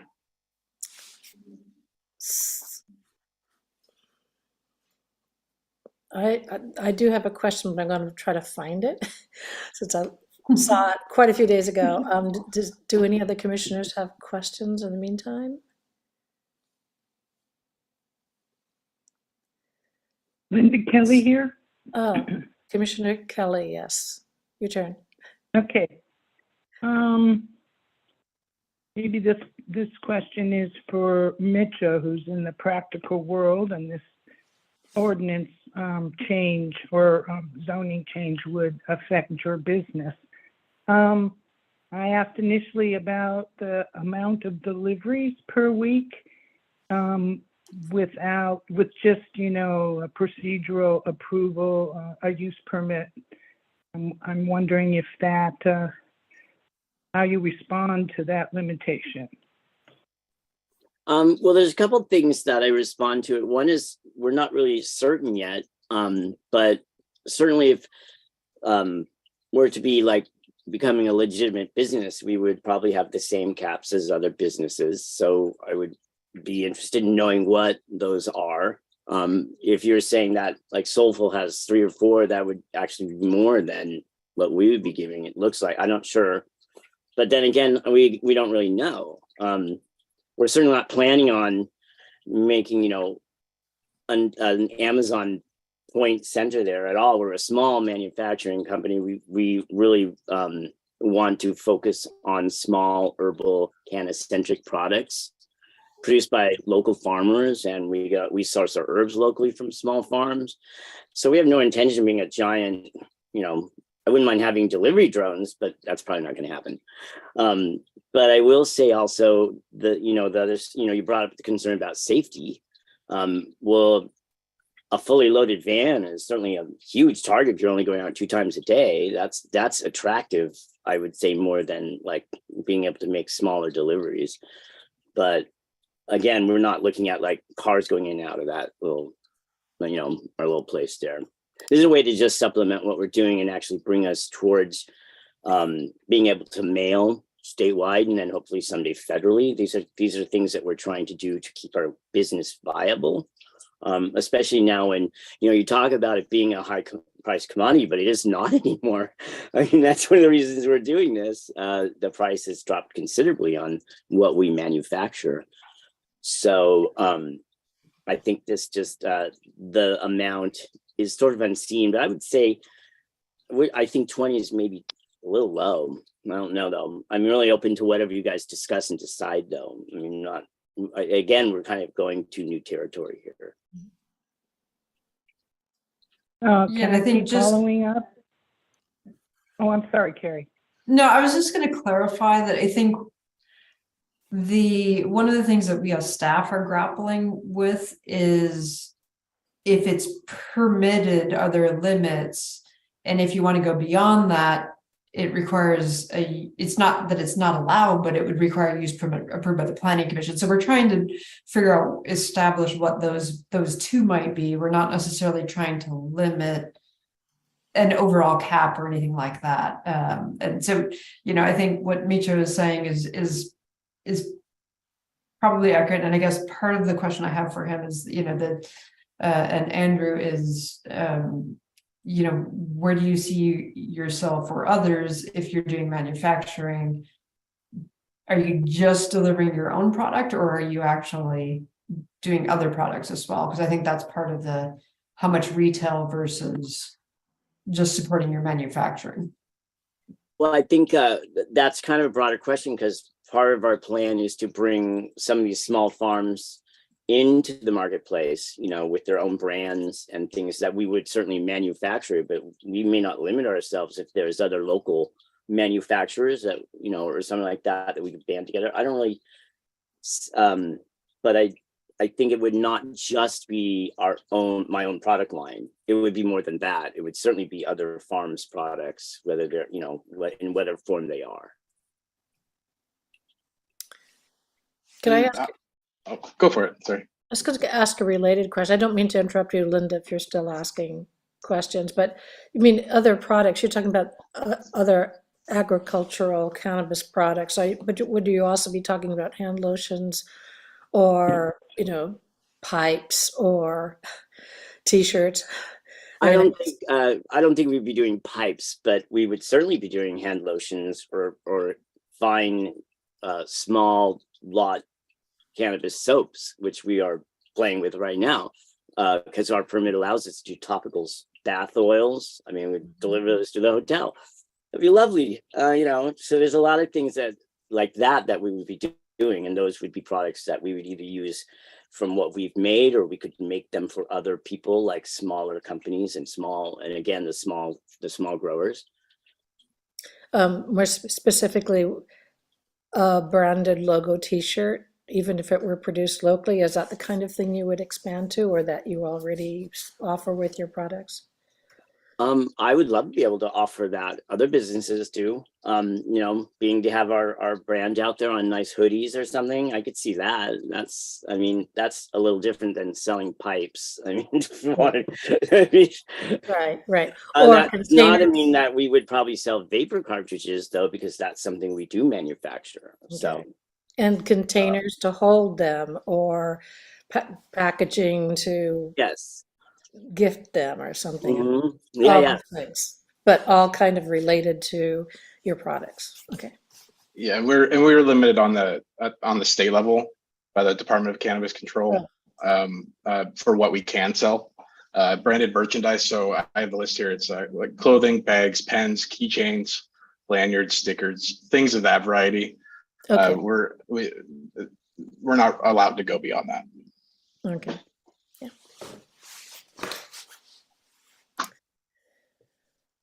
Okay. Commissioner Kelly, did you have other questions? You were on a line of questions there. Okay. So it sounds like 421 is asking for unlimited delivery operations, co-location in the manufacturing areas. Why unlimited? I guess what we're asking for is the ability for a local manufacturer to get their product to market without the burden of this crazy distribution system that has unfolded in the current cannabis market. It's been an absolute challenge to get paid for the products that we make and sell. So not unlimited. I would say that, how many manufacturers are in the town? I believe we have 3. I would say, one per each manufacturer. I'd say we have a maximum of 3 at this point. If my understanding is correct, Carrie or I think John. We actually probably have more in the area of a dozen. I would have to look in particular, but there's definitely more than 3. Okay, so there's more than 3 manufacturers. Okay. Yeah. I guess I'd want to see what those numbers are as well, because I'm aware of the 3, and they have the distribution component as well. So a few of these license holders actually hold more than one of these licenses already. Right, and the distribution is for essentially self-distribution in a way. It's being able to bring in product, and it's wholesale distribution. It is not the retail delivery that we're talking about tonight. No, but I would like to point out that we do have distribution, and that does actually help us figure out how to do this. We already have state mandates in place and safety protocols, and we have our own vehicle, and we have to follow those certain things. And so there's already kind of a pretty overreaching set of mandates that we have to follow to maintain that distribution. And so it basically sets us up to be able to do delivery quite efficiently and safely, I think. I have another question. Okay. Am I Yes. online still? Yes, you are. Oh, okay. Go ahead, Linda. I'm watching the YouTube and it's about a minute and a half delayed, so. No, we're waiting for your It makes question. Makes for interesting watching. So when we're talking about who are you going to be delivering to? And is that individuals, they make a call or they get on your, or they use your online and order it, and then it goes to the patient or to for someone for recreational use? Is that how, what we're talking about? I want to make sure I'm clear. Yes, exactly. Someone will place an order through our system that we're still working out in our minds how this will work exactly. An online ordering system or a phone call, and it will be delivered to a physical address per the Department of Cannabis Control regulations. And that physical address would not be a school, of course, or publicly owned land. How about to a hospital if the patient orders it on their phone?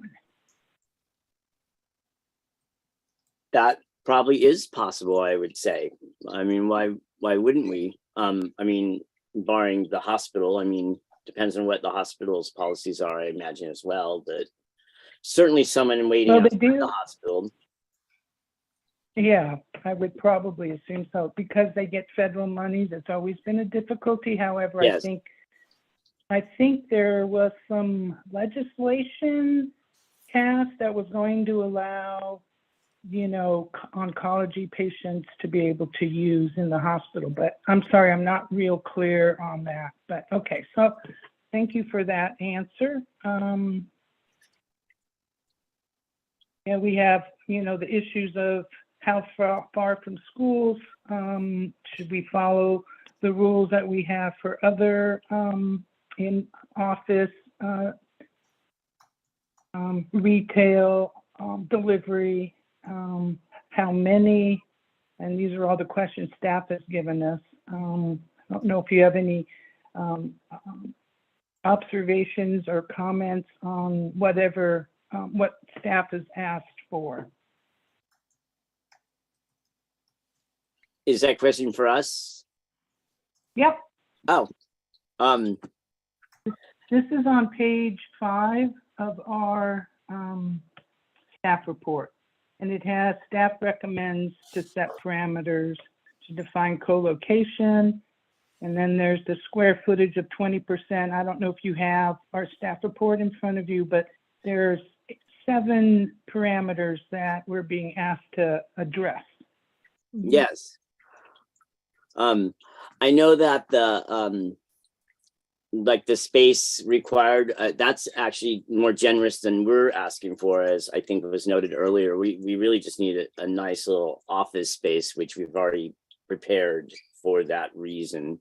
It would certainly not be delivering to schools and things, as Andrew pointed out. There are places that we are already restricted in, you know, in those sorts of things anyways, but we're outside. And Mitcha, to clarify the school question that's in the staff comments, is that currently there is a requirement that there be a 600-foot buffer zone to any schools. If we're talking about, and again, this is staff looking at this as an overall policy, not a spot zone for your particular use. But for a particular policy, it's a little odd in that there are 3 or 4 on the northern side of Morris Street. There are 3 or 4 buildings which are within 600 feet as currently defined in our ordinance, which is property line to property line. But if you were to actually walk the, you know, via the public right of way, it's much greater than 600 feet. And so that was just a question for the commission to consider in general. It doesn't apply to your particular application. No, it doesn't. Gotcha. Although it seems a little unfair because I doubt they'd be delivering to a school either. I think Right, and we don't have that schools same, well. and we don't have that same requirement for the manufacturing use either. Yeah. Yes. I guess just to chime in with an opinion, I guess if it was a, you know, brick and mortar store where people were going in, I think sticking to that 600 feet is critical, right? But since we're talking about shelf space that is not open to the public, you know, and you know, trucks leaving that area and coming back later, no public access, maybe less critical to have that 600 feet. So. Yeah.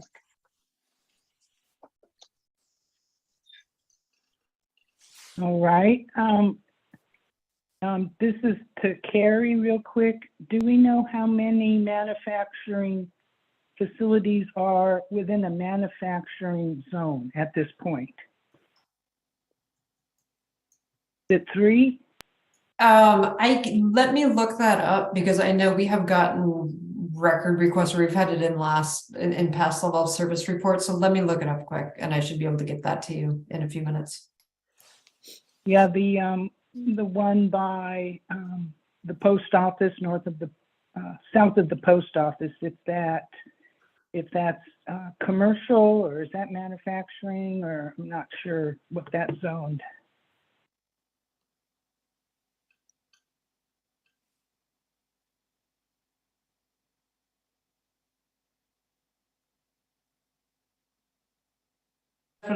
That's definitely not a manufacturing zone, Linda. That is, so Soulful is the only known one that I know of down there, and that's the retail store, and that's in a, I believe it's a general commercial zone. Yeah. But they're not a manufacturer. No, they're retail only, or retail and delivery. Yeah. With delivery. Okay. Yeah. Let me. Oh, here we go. And this is. And I think you answered the question that the state doesn't allow deliveries to be barred from going through different jurisdictions, and I think I remember when that happened. So you could deliver as far as Marin County if you wanted to. I mean, or if you needed to or would like to. Is that sort of would be possibly in the mix? Yeah, I would think that would not be a bad thing. I mean, we could certainly deliver a whole truckload of goodies to, like, I don't know, the Marin Civic Center for some big event or something. I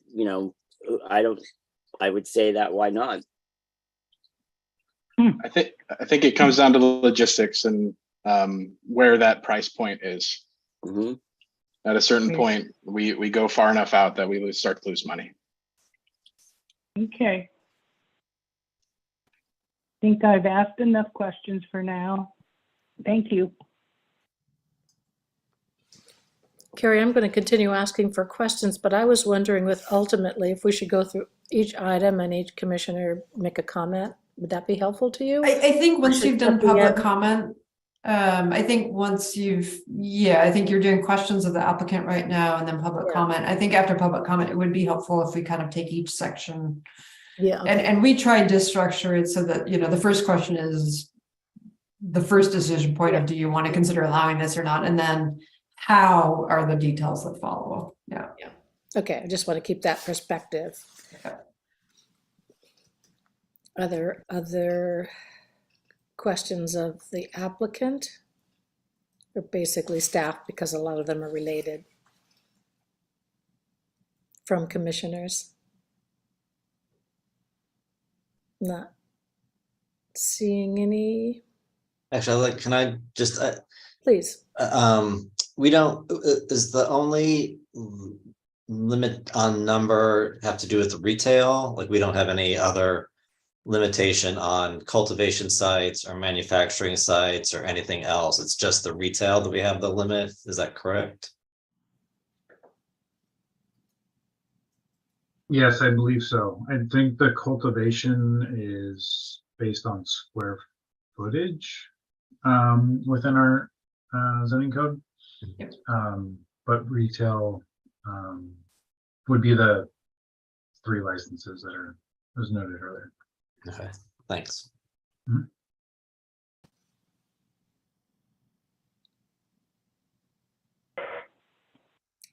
Further questions from commissioners?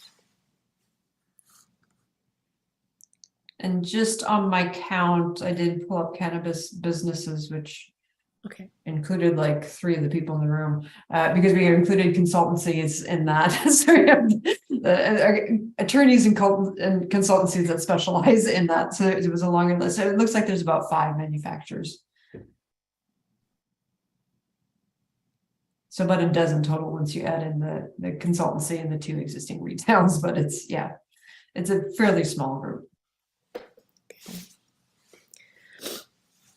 So if there are no more questions from commissioners, I know we can continue to ask questions later. I will open the public hearing. Are there members of the public wishing to speak now on this topic? And I recognize Mr. Figueroa. Thank you. My name is Omar Figueroa. I am a parent, homeowner, and small business owner and job creator, all within Sebastopol city limits.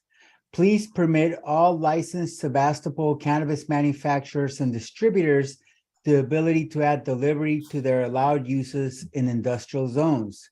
The economy and the supply chain are being strained.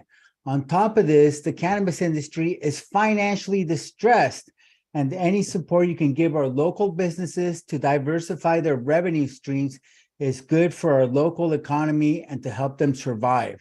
I want to address the misconception that somehow permitting, what is being proposed here would result in a whole bunch of cannabis businesses opening up in town and starting Amazon fulfillment centers. That is not going to happen. That is not realistic. The cannabis economy is under the complete financial distress.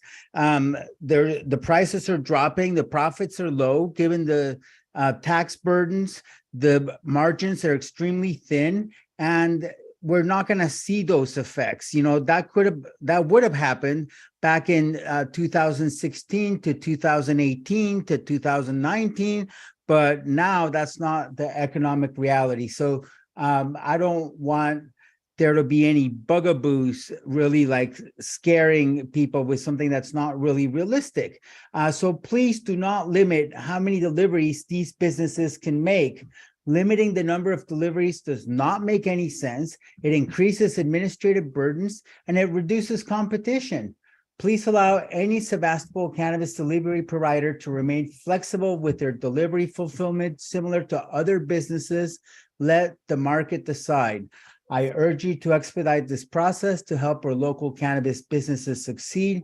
Thank you very much for your time. And I have no economic interest in this. I'm just speaking out as a community member and somebody who supports a thriving cannabis industry and small businesses here in our town. Thank you. Thank you. And I realize, Carrie, normally when there's a lot of people, you would handle this and the clock would go on, but it seemed appropriate with just a few people in a study session. Sure, no problem. I will recognize Zach Guarinoni. Forgive my pronunciation. You have the floor. And it looks like 3 minutes as well. Hi, my name is Zach Guarinoni. I am one of the other manufacturers in Sebastopol. I own Audi Farms, located behind Frizzolinos, or the feed store. And I would like to just echo what Omar and Mitcho and Andrew had said previously. The economy for cannabis is not what it was 2 years ago. It's not what it was 6 months ago. We are in an absolute free fall, and unfortunately will probably remain in that state for the next 18 to 24 months while the oversupply and the market starts to balance out. And so anything that the city can do to help us small businesses succeed, including delivering direct to consumer, would be greatly helpful. I'm hanging out for the rest of this. If you guys had any questions for me specifically, I'd be happy to answer them as well.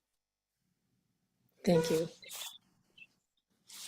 Anyone else from the public wishing to speak on the matter? Not seeing any. Carrie, have you received anything else? We have not received any public comments for this. Then I will close the public comments and open the discussion back up to the commission. And I think we should just go through each section at this point and see where we're standing on some of the issues. And so I will systematically run through the group and ask each one so we know we get to all have a chance to answer each issue if you wish to. So the first one I'm seeing is starting on page 4 at the top. Is that a good place to start, Carrie? Or Jay, excuse me, it's just, Yeah, I would say either the top of page, I think it's 5, that has the 1 through 7, or okay. that that works better. Okay, and I'm looking because I sort of put my comments on the document off to the side, Okay. starting, I can show the Word document as well. I just thought these were the bullets, but I can certainly go Yeah. to the actual. you sort of had Hold on. discussion continuing on page.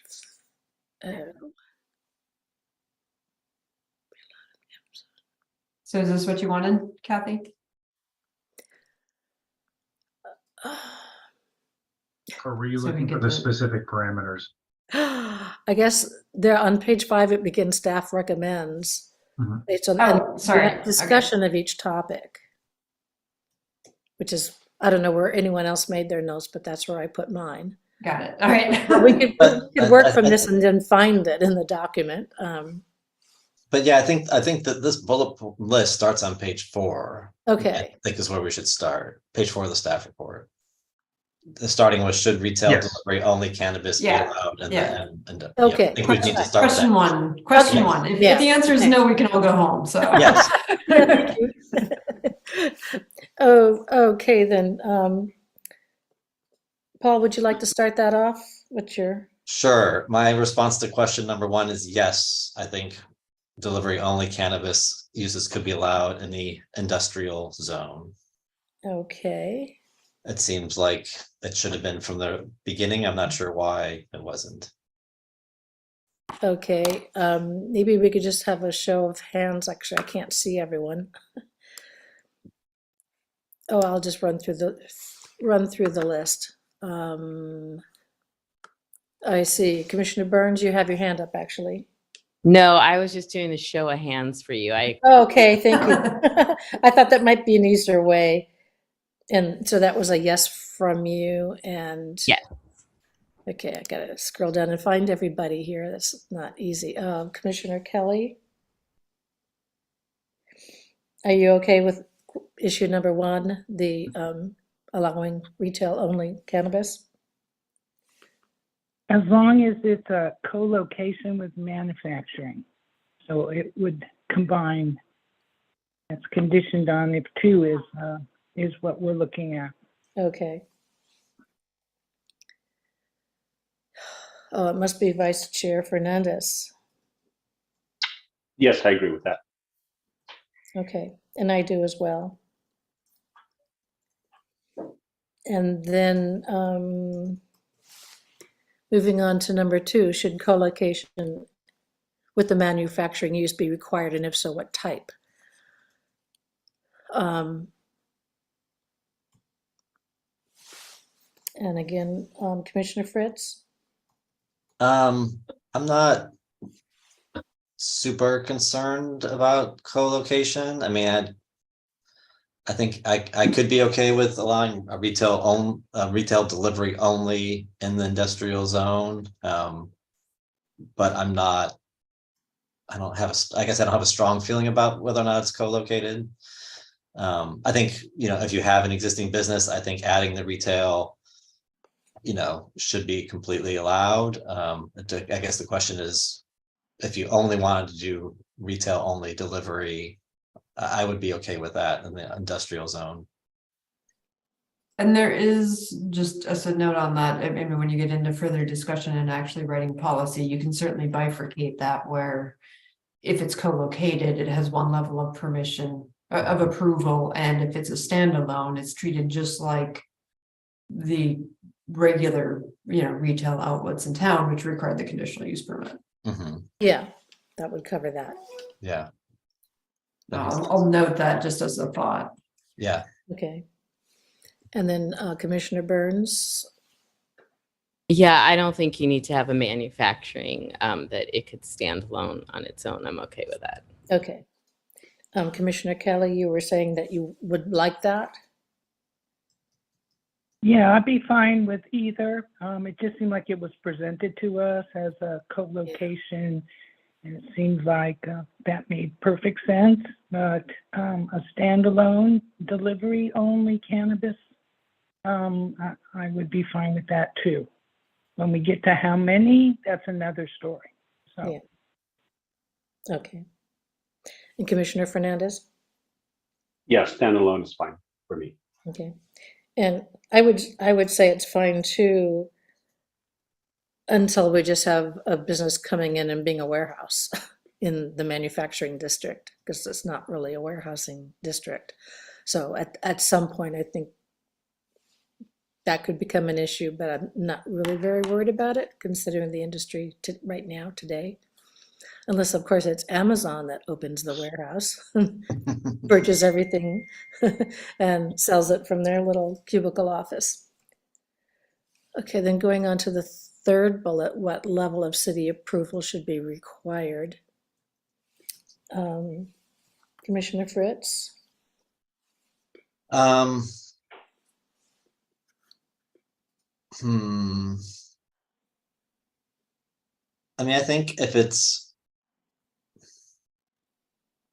so, I guess let me ask a question. So for manufacturing, what kind of, if it's a manufacturing facility, are there any instances where it does not need to come to the commission? Are there situations where that is a staff level only review for a manufacturing facility? Sure. So most manufacturing is, and I have the zoning, I can pull up the zoning ordinance. The most manufacturing are staff only. So like most of these folks went through the planning department only for their manufacturing use. The distribution requires a use permit by the planning commission, and so that's where you've seen Resourcery and you've seen Micho before, and I believe the predecessor to Zach for that business that was transferred over to Zach, but I believe that was Sebastopol City Limits came to you with that. So that's how it works. Let me just get to the table though, that way it's clear to folks what the. I guess I'd say I'm okay if it's a staff level review for the manufacturing and it's a manufacturing facility that wants to add delivery. I would be okay with that to be maintained at a staff level, and maybe there's maybe this is where we talk about a threshold, a certain number of deliveries a week, as staff level, and beyond that would be a use permit. That's something I would probably entertain. Yeah. Okay, Commissioner. And Paul, here's it's the distributor or the cannabis warehouse. Both require a conditional use permit, and the definition of the warehouse, it's kind of the same as that's sort of the procurement, sale, and transport in bulk, but it does not include adult use delivery. So it's I will say, in talking with our cannabis operators, including Zach and Resourcery folks and Craig, there's a very big difference between sort of the big manufacturer to manufacturer distribution that some people might be doing and what our businesses are doing, which I would describe, I think I described it more as self-distribution, where they're simply trying to bring in their own product from farms and then transport their own product out to people. Yeah. And I wish the state had or if we had a different regulation about that, that would also be kind of a staff level or a planning director level thing, not needing to come to you guys. But we're not here to talk about that right now, but that is the only other, that's the only industrial use in the manufacturing zone. These Ps, the note 1 on that is that there is a zoning. So we do these through an administrative permit. So we do the review of the security plan and all of those things, even though it's manufacturing only and is permitted. So yeah, I guess I'll go back to say, if it's co-located with a manufacturing business, I'm okay with the staff level approval of that. And again, but I would be open to maybe a discussion of a threshold beyond which it would need to come to the planning commission. I don't know exactly what that threshold is. I'm open to discussion on that, but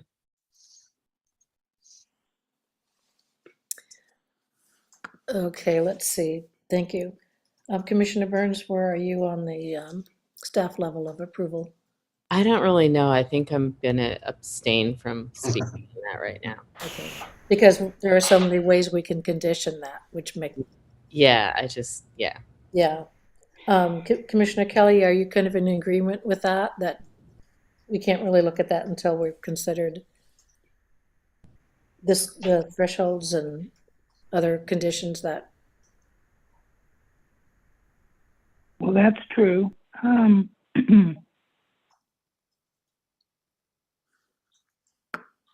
so you're open to, I agree with Commissioner Fritz. okay. And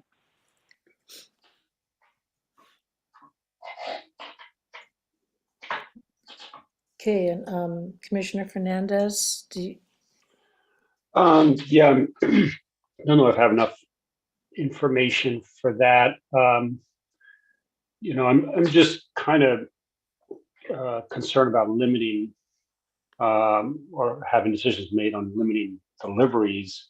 In that, again, that just means that we're limiting deliveries from businesses within Sebastopol, where we have any control over anything else. So we're just kind of hampering them. So those types of limits I wouldn't be supportive of. But I think, at this point, staff approval for manufacturing seems to make sense. Beyond that, I'm not really sure. okay. And I would concur, because I can't imagine that other scenario happening, but if it began to happen, maybe staff would find another reason to bring it to the commission to look at, but. I'm sorry, Kathy, could you clarify that? Yeah, I could see staff level for almost anything that we would set conditions for, and then anything beyond that, you would require it to go to the commission. But I don't know what those levels are at this point, because I also am not that interested in creating our restrictions and making it difficult for businesses to succeed. So. But I'm pretty sure if something alarming happened, you would find a reason to send it to us. Just need to put that bar someplace. So Right, and to, does that lead us to the what are those parameters discussion? yeah, are we close enough to going through the others where we should look at that now? Let's see. Maybe we could talk about the limits of the numbers and go on to criteria for creation and then come back to that, because that does seem to be a big issue. Sure. Okay, so we're looking at the number of licenses, or do we want it to be unlimited? And we'll start with Paul Fritz. If it's a co-location with the manufacturing, if we're not limiting the number of manufacturing facilities, I'm okay with not limiting, I think every manufacturing facility could have a delivery as well. So I would not be for limiting the number of delivery licenses. Okay, and Commissioner Burns? Oh, this is a tough one for me. I mean, I think I would be more on limiting both the manufacturing and the delivery. But if we're not going to limit the manufacturing, then I also, again, wouldn't limit the delivery. I think that when you're thinking of the ethos and what the diversification of a town, as we look at, alcohol permits and is there an oversaturation, hearing the examples of Healdsburg and Sonoma where they became, too tasting room heavy.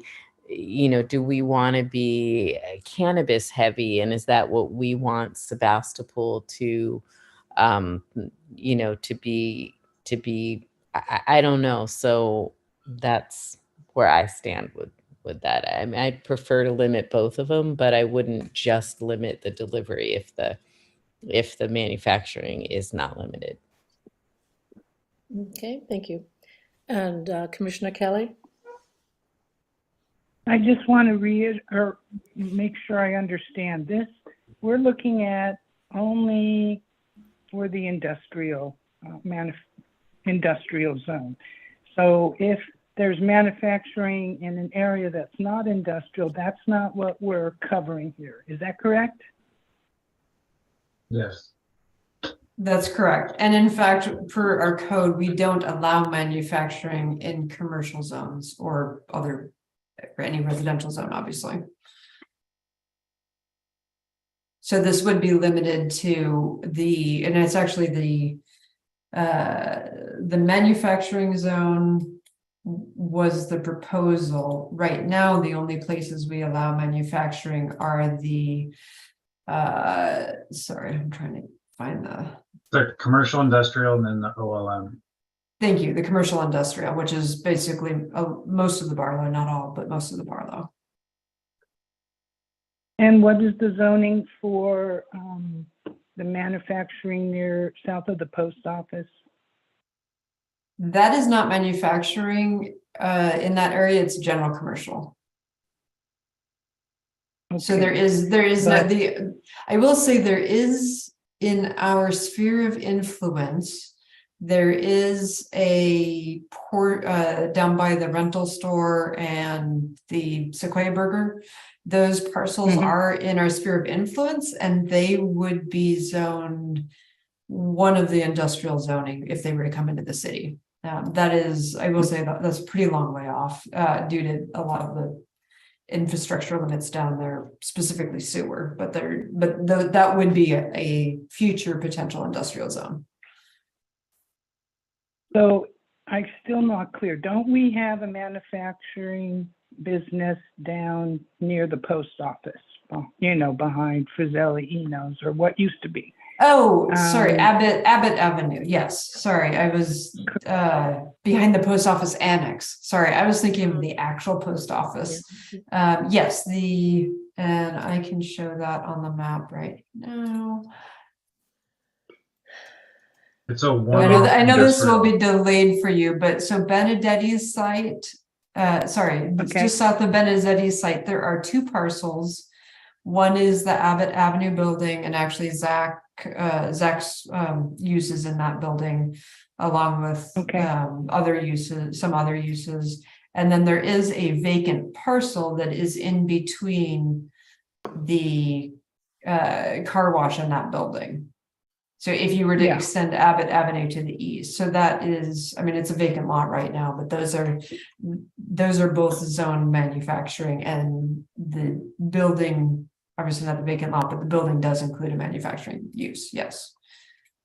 Okay, so that's an industrial zone. That's what I was Correct. asking. Yeah. Yeah. So this would include them.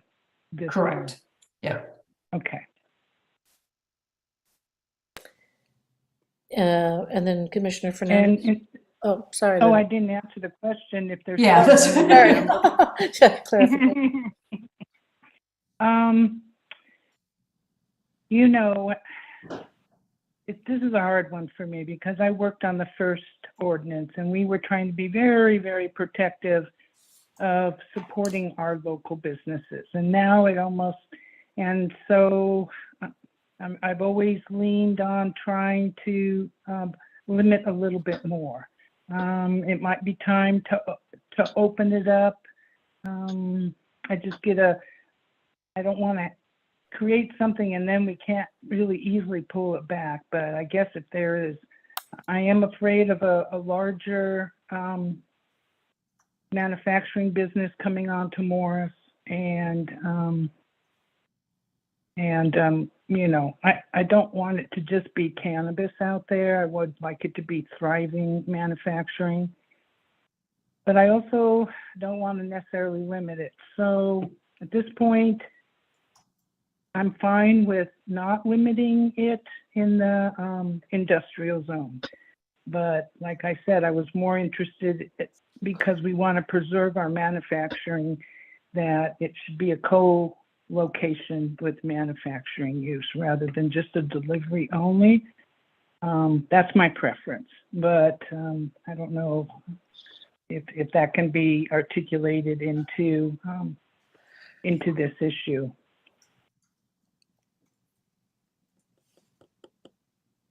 No, that wasn't very discreet answer. I'm sorry.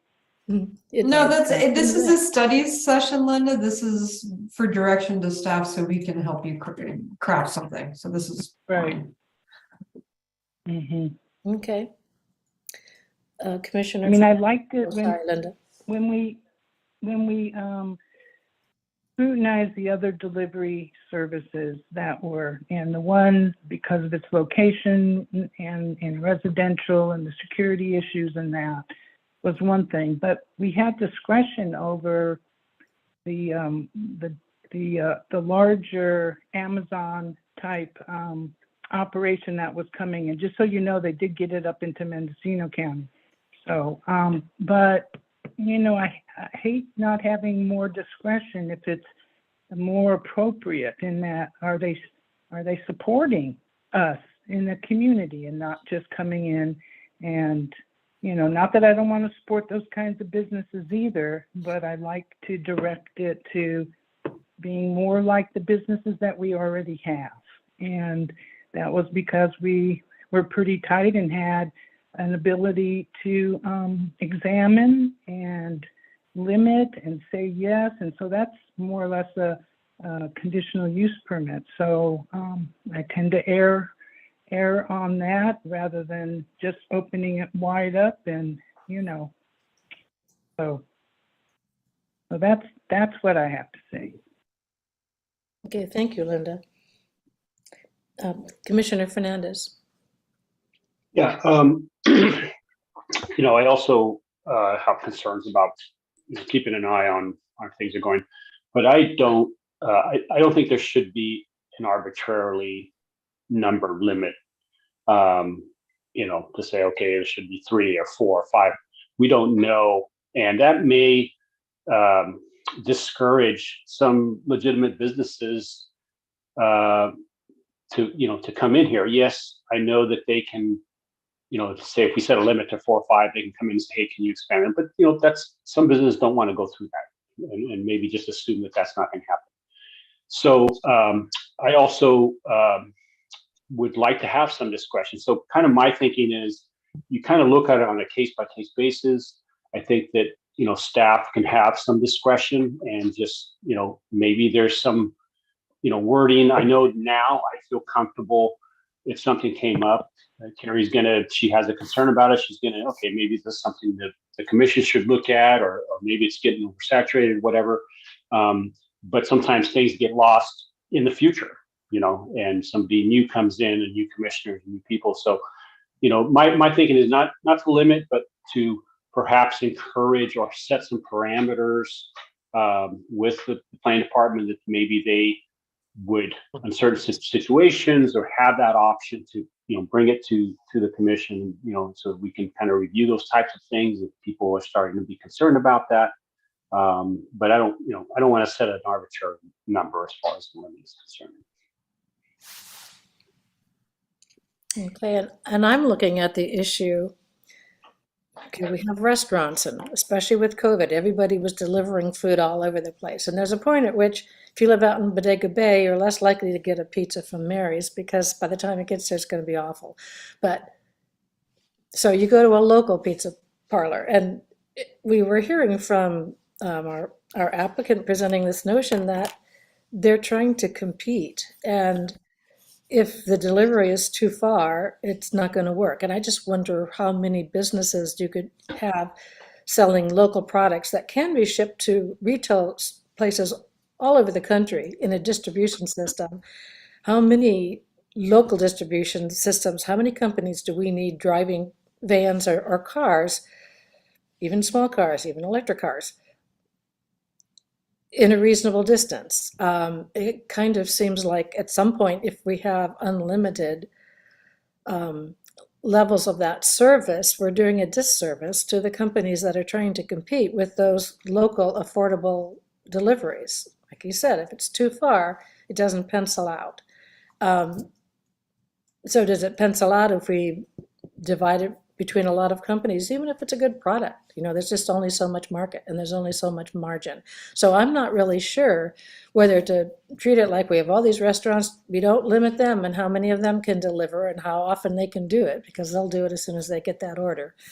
And now we're looking at another type of business that's trying to compete. And I'm not sure how big that market is or how profitable it is for them.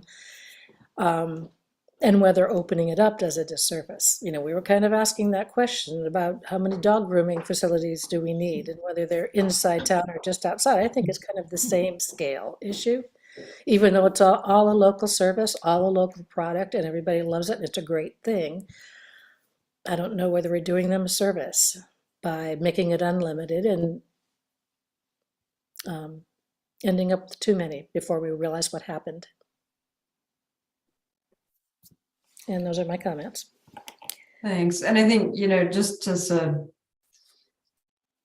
note there, so we will need to recommend something to City Council eventually. They will be the ultimate decider on whether, and I wasn't involved with the first cannabis ordinance. I don't know if it was council that set the number of retail. I know they had the final decision on that, but I don't know if there was a recommendation from the commission or not.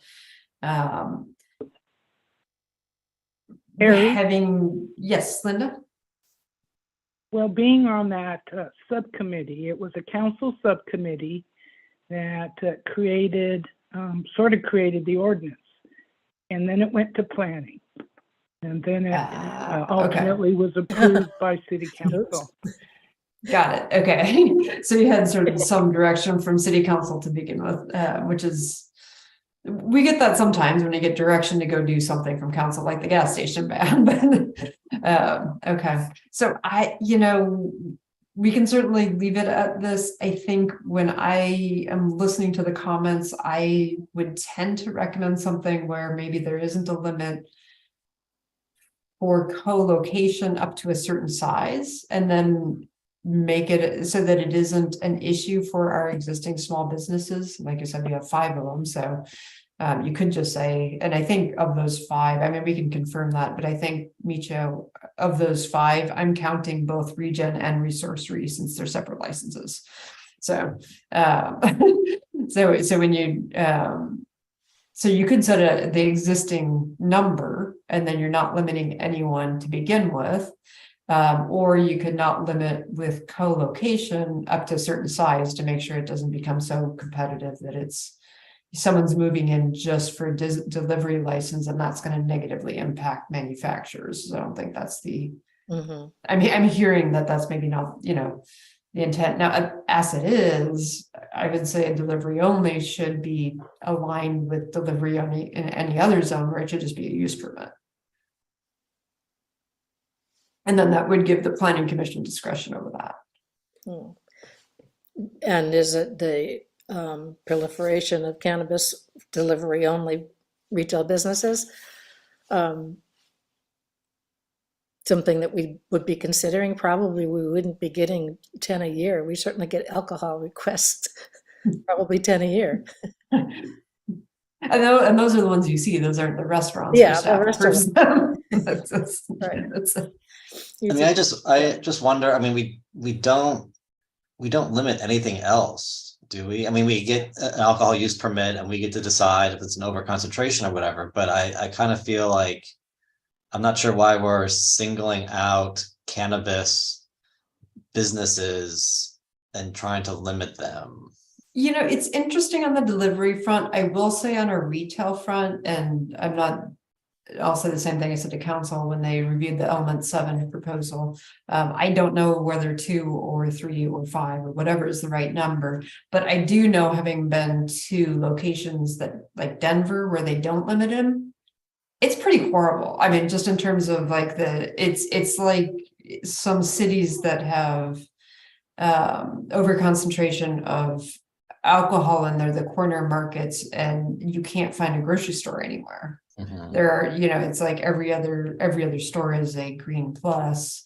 And they do have some of the issues, I think, that some of the other, I know our cannabis folks here might feel differently about that, but I lived in Colorado for a brief moment in time, right after they legalized, and long enough after with not limiting that, yeah, it kind of changed a couple of neighborhoods pretty significantly. So I don't think California is going to get there. I don't, I think we've taken more of the ultra cautious road, I think at this point. So we're here to say, hey, yeah, it can be opened up some. But I think part of the licensing conversation may also get into what are the thresholds before it requires a use permit. So you do have, not that you're not going to allow it, but you have some discretion over it. Yeah, I mean, I get the retail side of it. I guess the delivery, that's a different thing than having a storefront. I can kind of see how a storefront, you might want to have some limitations on the storefront, but I don't see a delivery service having the same kind of neighborhood or quality of life issues necessarily. It's really kind of, as Omar said, kind of let the market decide, and people want to buy from certain people, it's going to sort of sort itself out. We only have a limited number of people who are making, cannabis purchases on any given day, that I don't know that we would be completely overrun with delivery services in our community. I just can't. Yeah. Maybe I'm naive, maybe we would, but I just don't see how that could happen.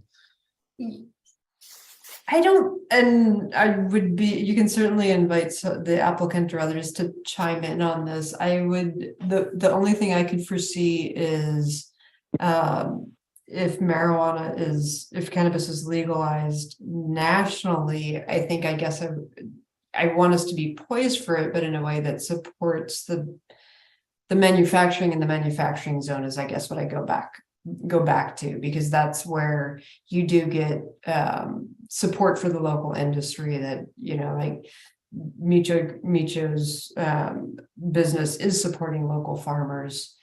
And it's not, if there was no control, would you end up with someone who's sort of Element 7, when they came forth to the city council to ask for a retail and delivery, they wanted to be the biggest cannabis retail business in California.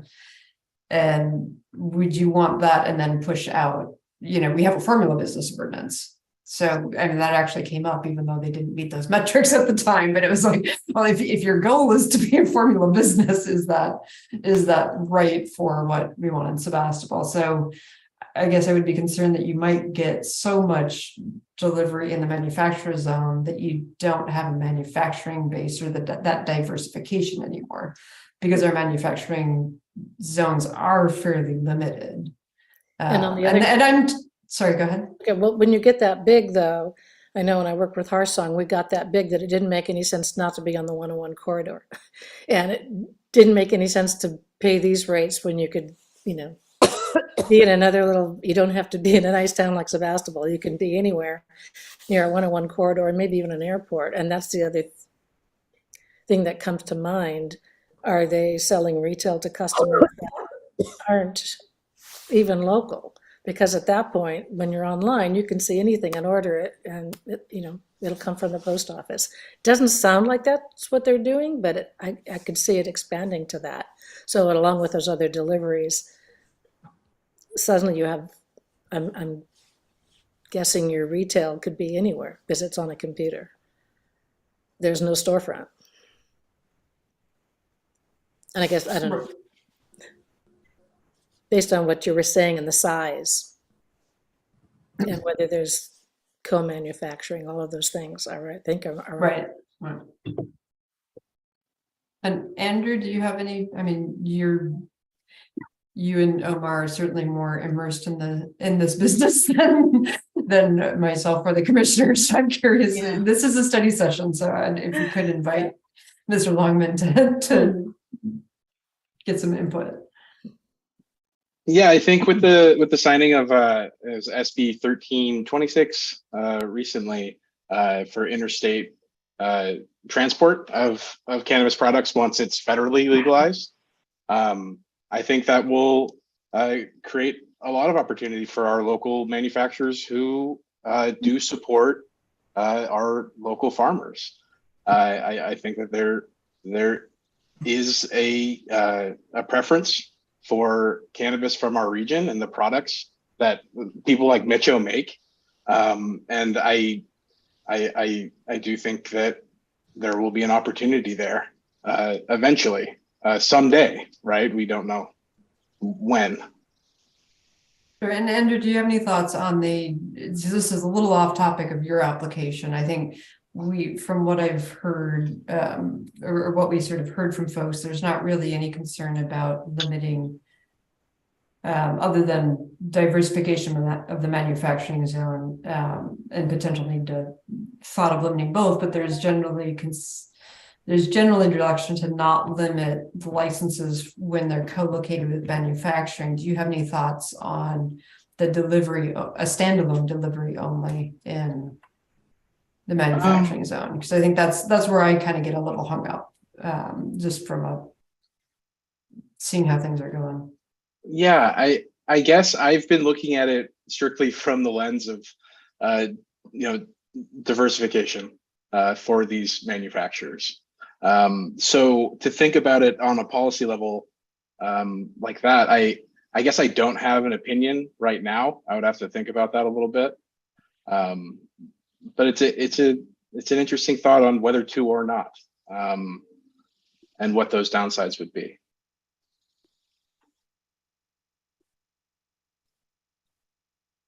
Thank you.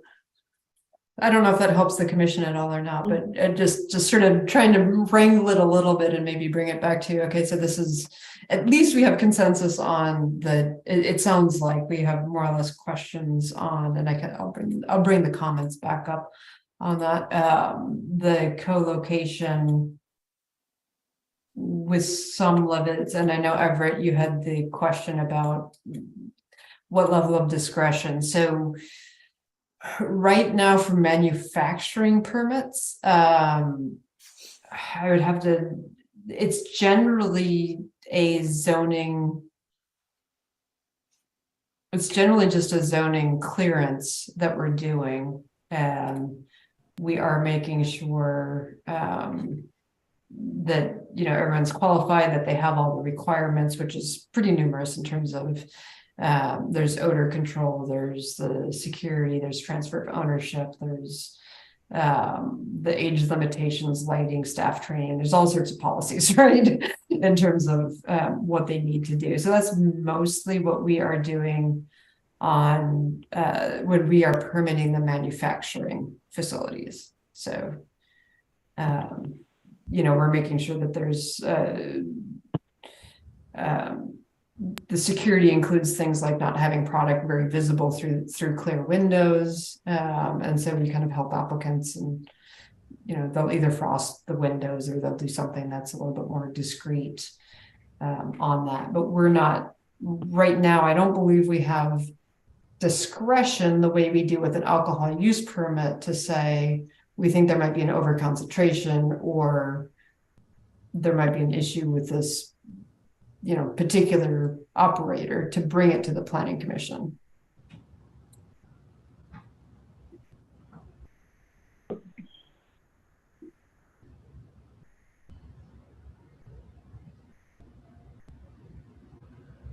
And so that's it, just to read it sounds like that's where we're going with the co-location, to allow delivery at that same level.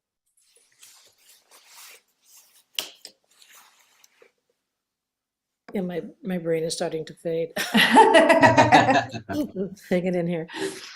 Okay, why don't we maybe put this on? Do you want to put this on hold for a minute and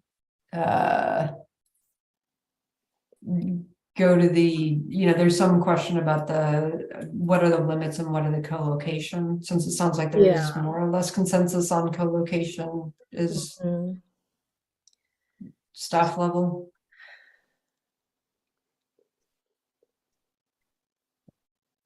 All right, so I'm gonna go up to what John had and John and I had written for some potential criteria.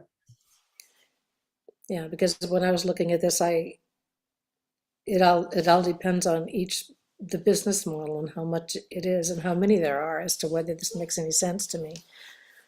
So I know it's theoretical.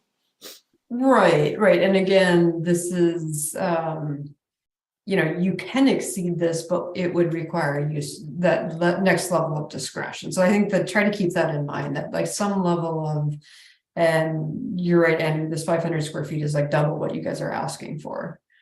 So it's pretty, it's certainly, I know John looked at what it is in the overall, it's also far less than 20% of your manufacturing facility. So. Yeah, I looked and we're asking for 77 square feet. Right, and so this does not include, because it's co-location, it doesn't include like any vehicle storage or, the Sally ports or anything like that, which is also used for the manufacturing business. So it's actually pretty generous, we thought, in terms of a staff level approval.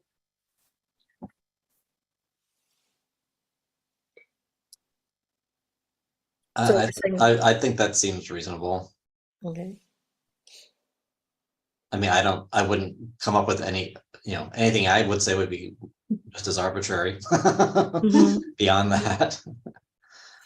Yeah, and I think, to us, 500 square feet, you do stop the Amazon kind of stuff from coming in and doing, if you think about the trip generation and the discussion we've had with distribution use permits with the commission in the past, that was often a concern, was the deliveries, the number of trips and things like that, and the traffic generated. So this provides some way of, you may not need to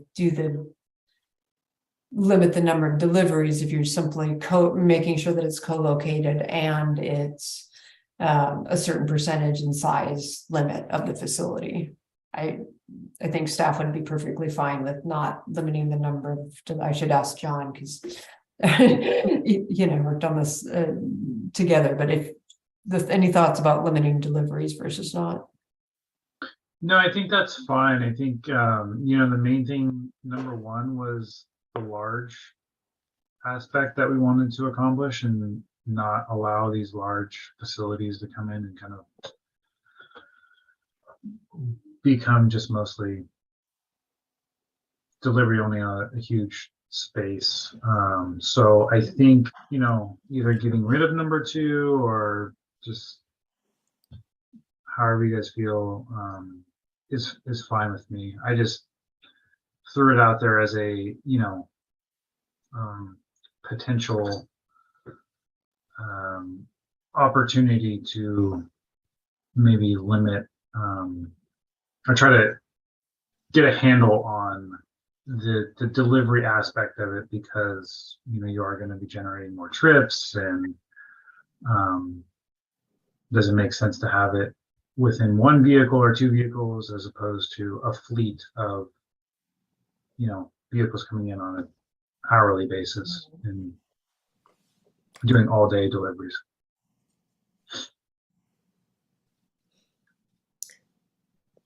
Let me move through the planning commission at this point. Commissioner Burns, did you have an issue? I think we're looking at number 2, limiting the number of deliveries.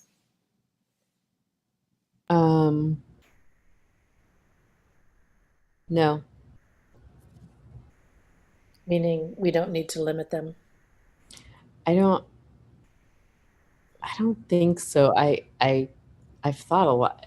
No, I think I'm okay with that. Okay. And Commissioner Kelly?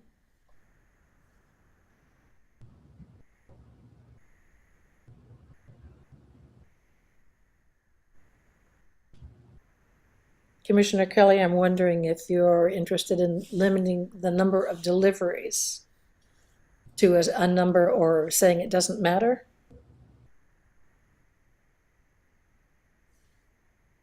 Well, we can come back. Commissioner Fernandez? No, I'm fine. I'm not looking to limit. Okay.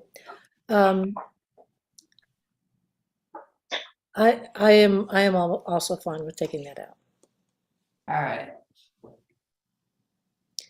It's just so we can kind of, Okay, then, it's gone. okay. And item 3, delivery only, is only incidental to the primary use of manufacturing at the site. Yeah, and I think given if we're going with the square footage of, 20% of the overall manufacturing facility, I think that's usually, 20 to 25% when we're asked as the planning department where someone can do an accessory use, as long as it's not the primary use. For a commercial use, that's generally a good guideline. If it's more than 25%, now it's starting to kind of become a pretty critical part of your business. I don't know if we need to discuss this in particular, other than because there's no actual metric or requirement to it. It's discretionary. I would more put it in the intent or the purpose of this, so that it's clear. So not as it could be a characteristic, or a criteria, but it's really trying to make sure that the intent that it's a manufacturing zone and we want to support manufacturers. Yeah, I agree that that's the intent of wanting to do that. But I can imagine that same single person in that office with that computer could also take orders from all 5 companies in town, and then they aren't in there. But the orders come through and they get sent in separate packages or delivered in separate packages. So, that's the modern world, even for a small town with specialty products. But I guess that would come to us to consider as a variance, perhaps. It's imagining how to make it profitable. Right. But I'll run through the list to see. Commissioner Fritz, where are you on this issue? I think limiting the square footage to 20% for staff level approval is, that's what the intent of this number 3 is. I don't think we need to do anything beyond that. Yeah. Commissioner Burns? I agree. Okay. Commissioner Kelly, are you with us now? Yep. I know you have a delay. Am I there? Yes, you're here now. Yeah. Okay. You're not delayed. It's just the video. Oh, okay. Okay. So number 3 is fine. Now, if I could go back to 2, I'm fine with not limiting it as well. Because I think the delivery business and how they organize and how doesn't mean that there's necessarily more trips. So I think it's as many trips as they can get into a delivery truck, and so it's a lot less impact. I don't think we need to limit that. Okay. And Commissioner Fernandez? Yeah, I'm fine with the Okay. number 3, yeah. And so am I. So number 4, the facility shall clearly designate the A deliver only section. Okay, so that's saying they have to designate a space for this as part of its. Yeah, otherwise how do we understand the square footage or the Oh, okay. how much of the facility? Okay, sure, that makes sense. So it's more administrative, something that we'll need, and it's easier to put it in the code. That way people kind of know that it's that's part of the process. Okay, so I think we can skip over that discussion on that. Yeah. Regular business hours. Well, let's. So do you want to limit delivery hours? Yeah, let's limit them between 3 and 6. So I'm just kidding. Seeing as how it's Morris Street and that signal is going to flip every time a new car goes by. Okay, Commissioner Fritz, why don't you wade in on that one? Yeah, I'm good with limiting delivery to business hours only. Okay, and Commissioner Kelly? I'm sorry. Well, am You I don't- on? Yes, you're on. No? Okay, Thank you. no limit. So regular business hours, I don't even know if the manufacturer wants to do delivery later, but I know for convenience for folks that are working, and I know that some of the delivery services, as long as it gets ordered during business hours, there is delivery sometimes up until 9. So, that one, not necessarily. I'm not necessarily wanting number 5. Okay, and jumping back to. Or the Oh, sorry. last delivery out. I'm sorry, there's the second part to that 5 I didn't see. Or a last delivery out by, that I could go with. Okay. And Commissioner Burns, I missed you in my list. Yeah, I'm fine with it being during regular business hours. Are you okay with the or last delivery out by? Wait, or sorry. We were, Oh, yeah, definitely. okay. And Commissioner Fernandez, where are you on number 5? I'd like to hear from the applicants as to if that makes sense to limit it, or what would make sense for them to work with.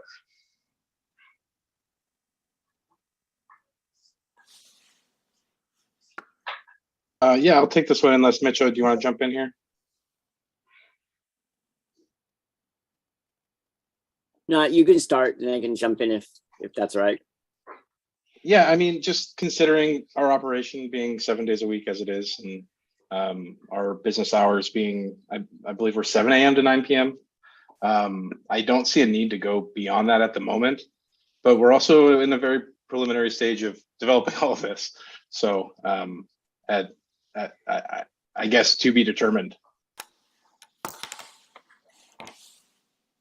Okay, that's good information.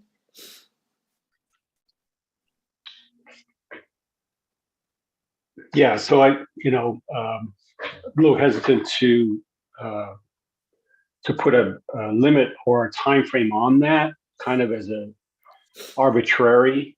I think the business should determine, and like Commissioner Kelly was saying, somebody, they could have regular business hours and then they're closed, and then now delivery might take place after that. Because otherwise you're going to have businesses be like, oh yeah, we're open till midnight, right? And then not really. So, I don't know what difference it makes, when the delivery is made. They're going to deliver to whatever the customer's needs are, and that may change over time.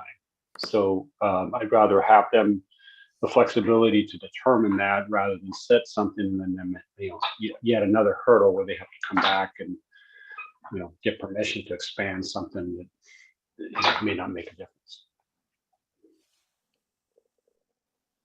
Okay, and I guess I'm in agreement with that.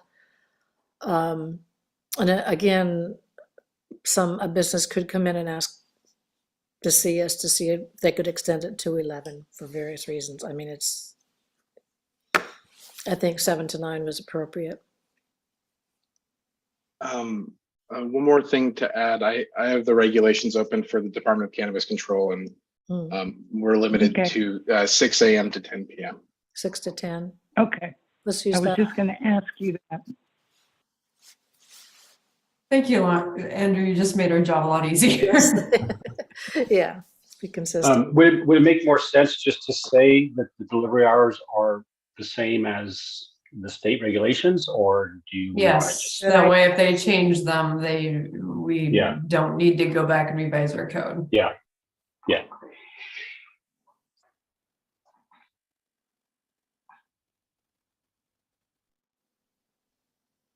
All right, and I apologize, I didn't realize that.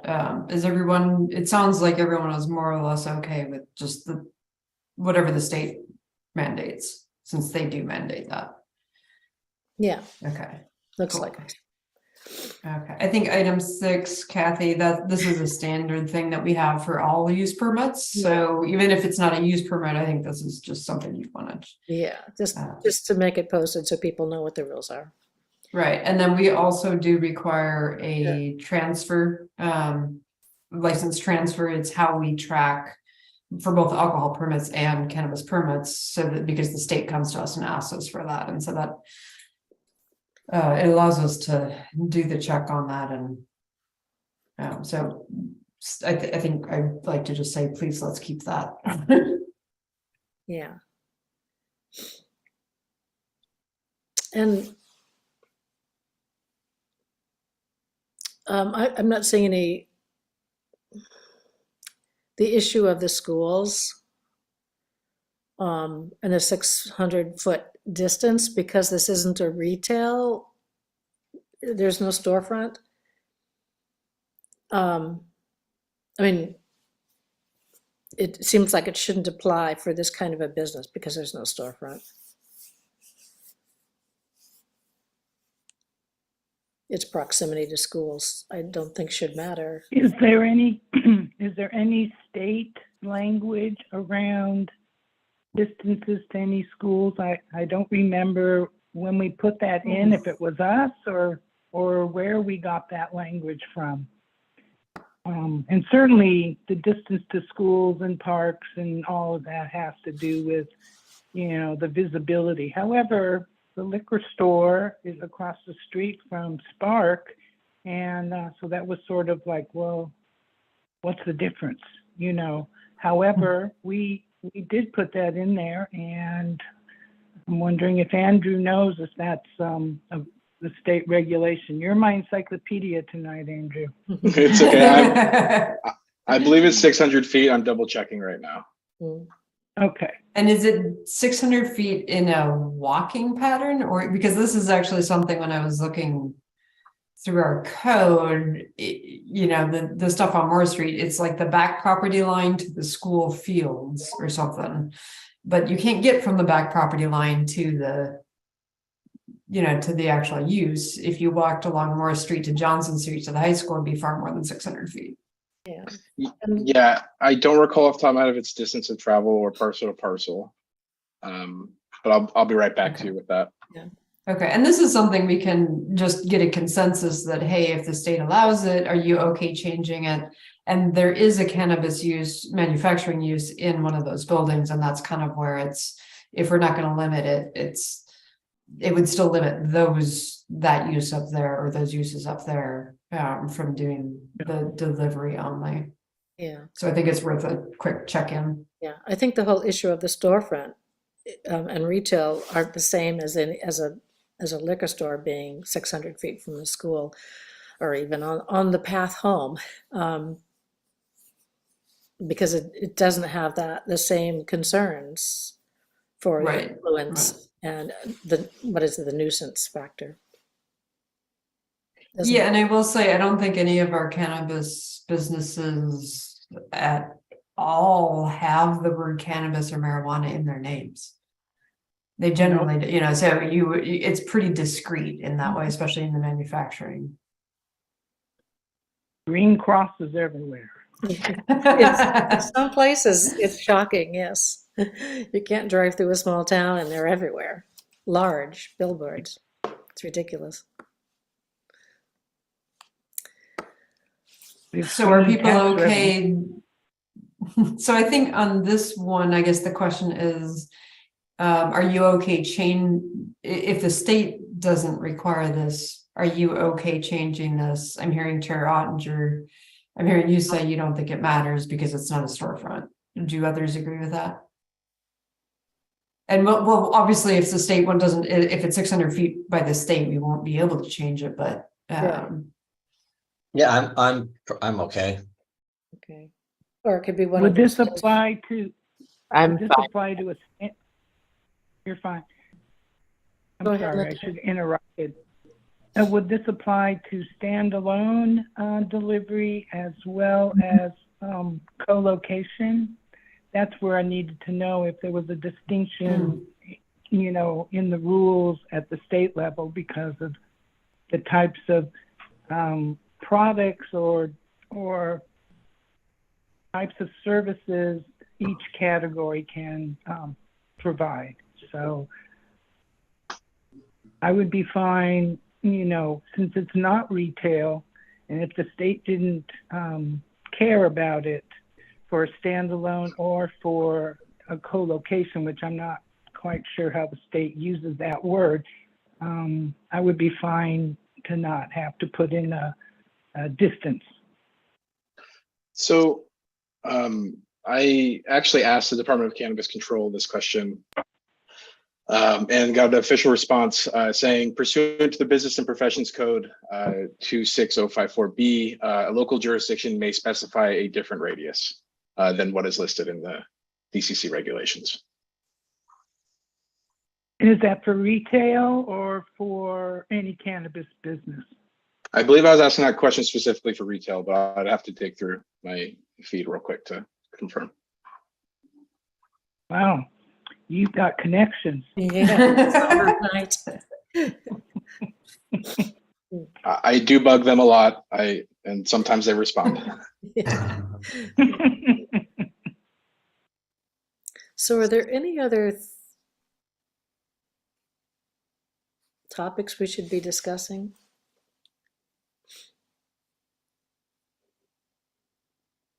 That's an excellent question, Chair Ottinger. I was in the back of my head. Is there anything we missed as staff that you guys think need to be in here? And Yeah, no, I was looking at all my little comments in my PDF. Did I miss, or did we discuss change of ownership?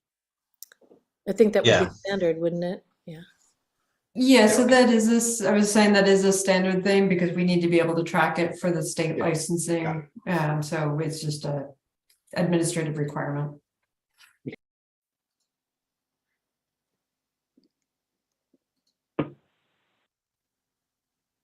Well, we'll have another opportunity to see this. I mean, if something, Yeah. you know, you're gonna draft a revision to the regulations, and if in the meantime, some other issue comes up that we wanna discuss, you know, we will have that opportunity. So, Absolutely. Yep. Yeah. Yeah, no, this has been very helpful for staff. I think we're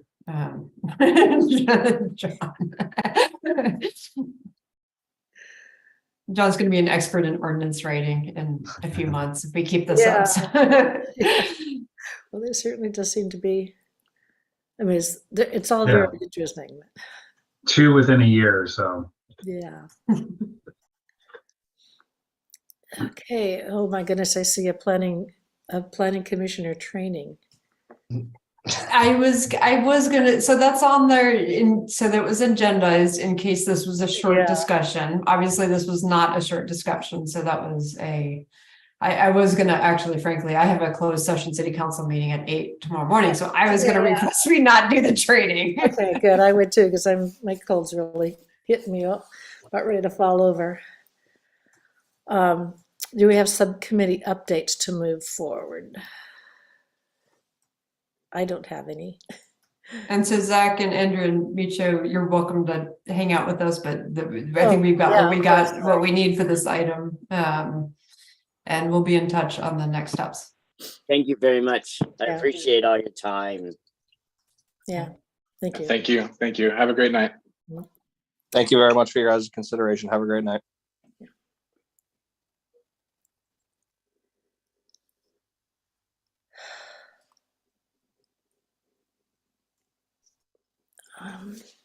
Sorry to interrupt you there, Kathy. I just Yeah, wanted to no, make thank sure you. the item was closed. I was up quite early this morning too. Let's see. Okay, subcommittee updates. I don't see any, so move on to the planning director's report and canceling the November 22 meeting.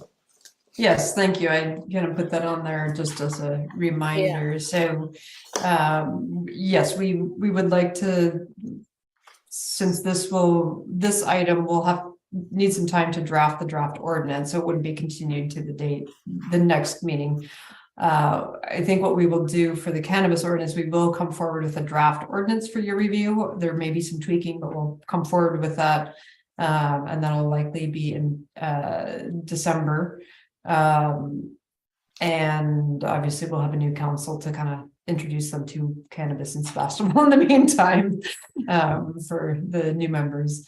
And so we'll pick that up. We will also notice that as a formal public hearing, so that if you do recommend at that time, or continue it to a date certain, that'll be the notice, and we will provide that notice to everyone in the manufacturing zone, since it's a zone change to that. So all of the, and I think we'll try to make sure, John, I'm thinking we should try to make sure we capture all the cannabis business owners as well, not just the property owners. Since Okay. folks like Zach and whatnot, maybe clearly it's of interest to them. Okay, so yes, we would like to cancel the November 22nd meeting. We don't have any items lined up unless there's anything urgent that the commission has. Okay, and then we are, sorry, go ahead. I just, yeah, I will be in Mexico on the December 13th, but I believe I should be able to attend, but just in case there's some communication issues or anything like that, let me know if it's crucial as far as having the number of members that we need. Okay, I believe we will be trying to do the general plan amendment hearing for adoption of the housing element on that date.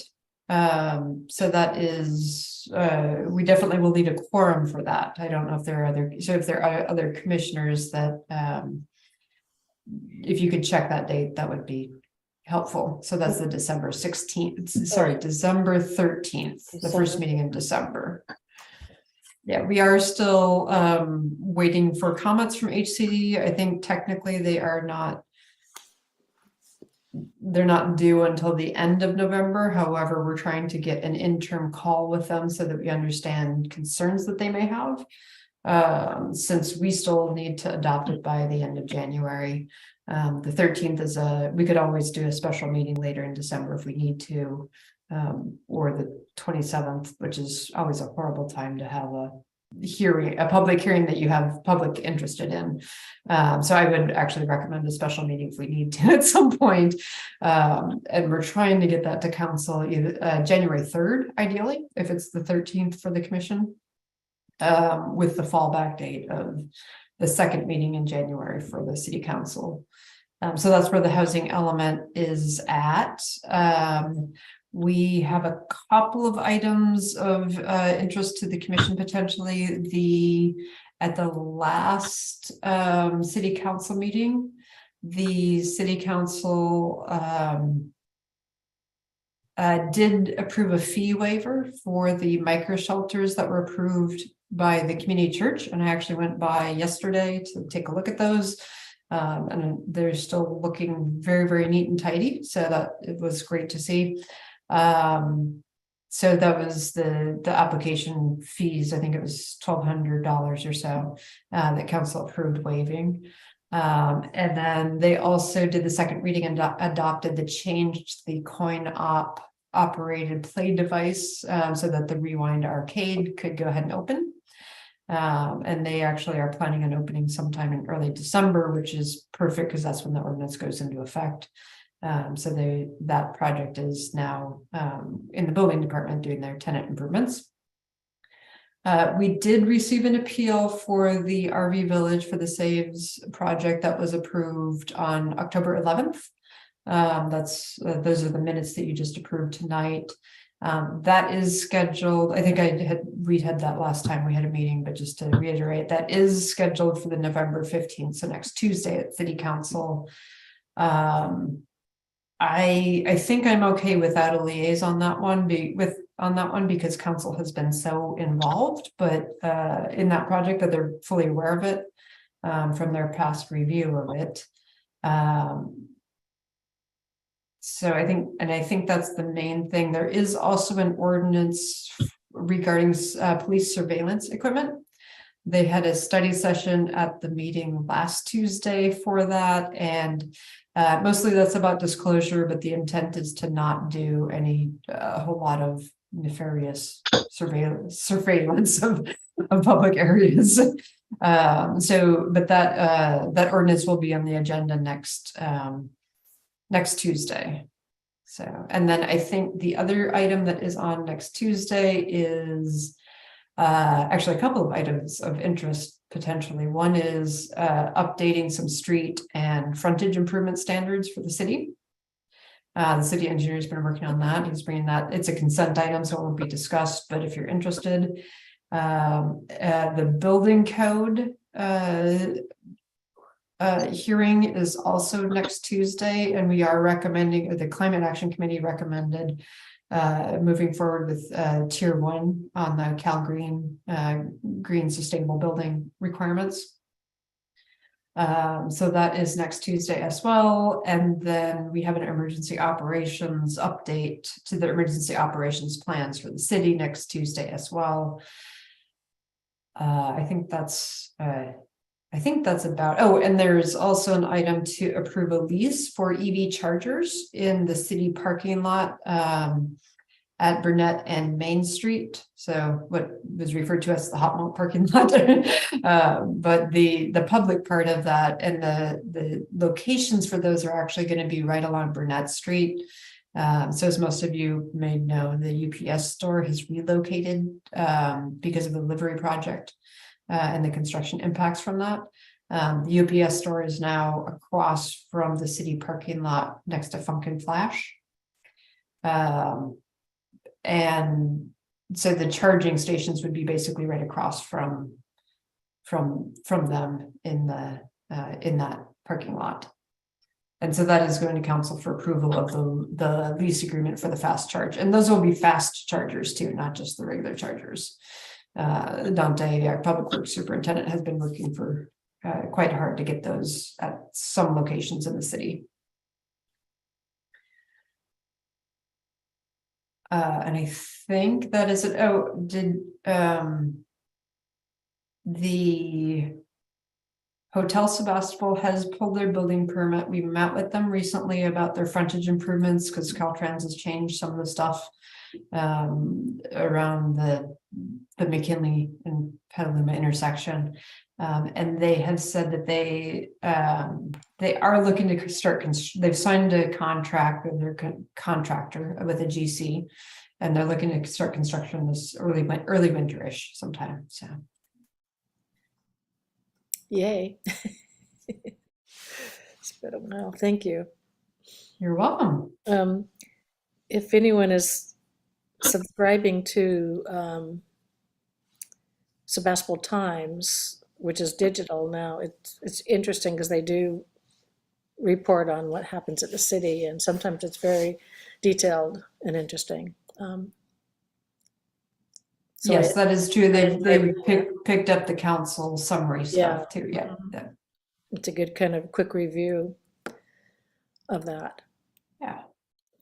Oh, and I think the other happening is that the Climate Action Committee meeting tomorrow is meeting at the community center, green room. They're actually doing a workshop to put together a work plan similar to the Planning Commission's work plan.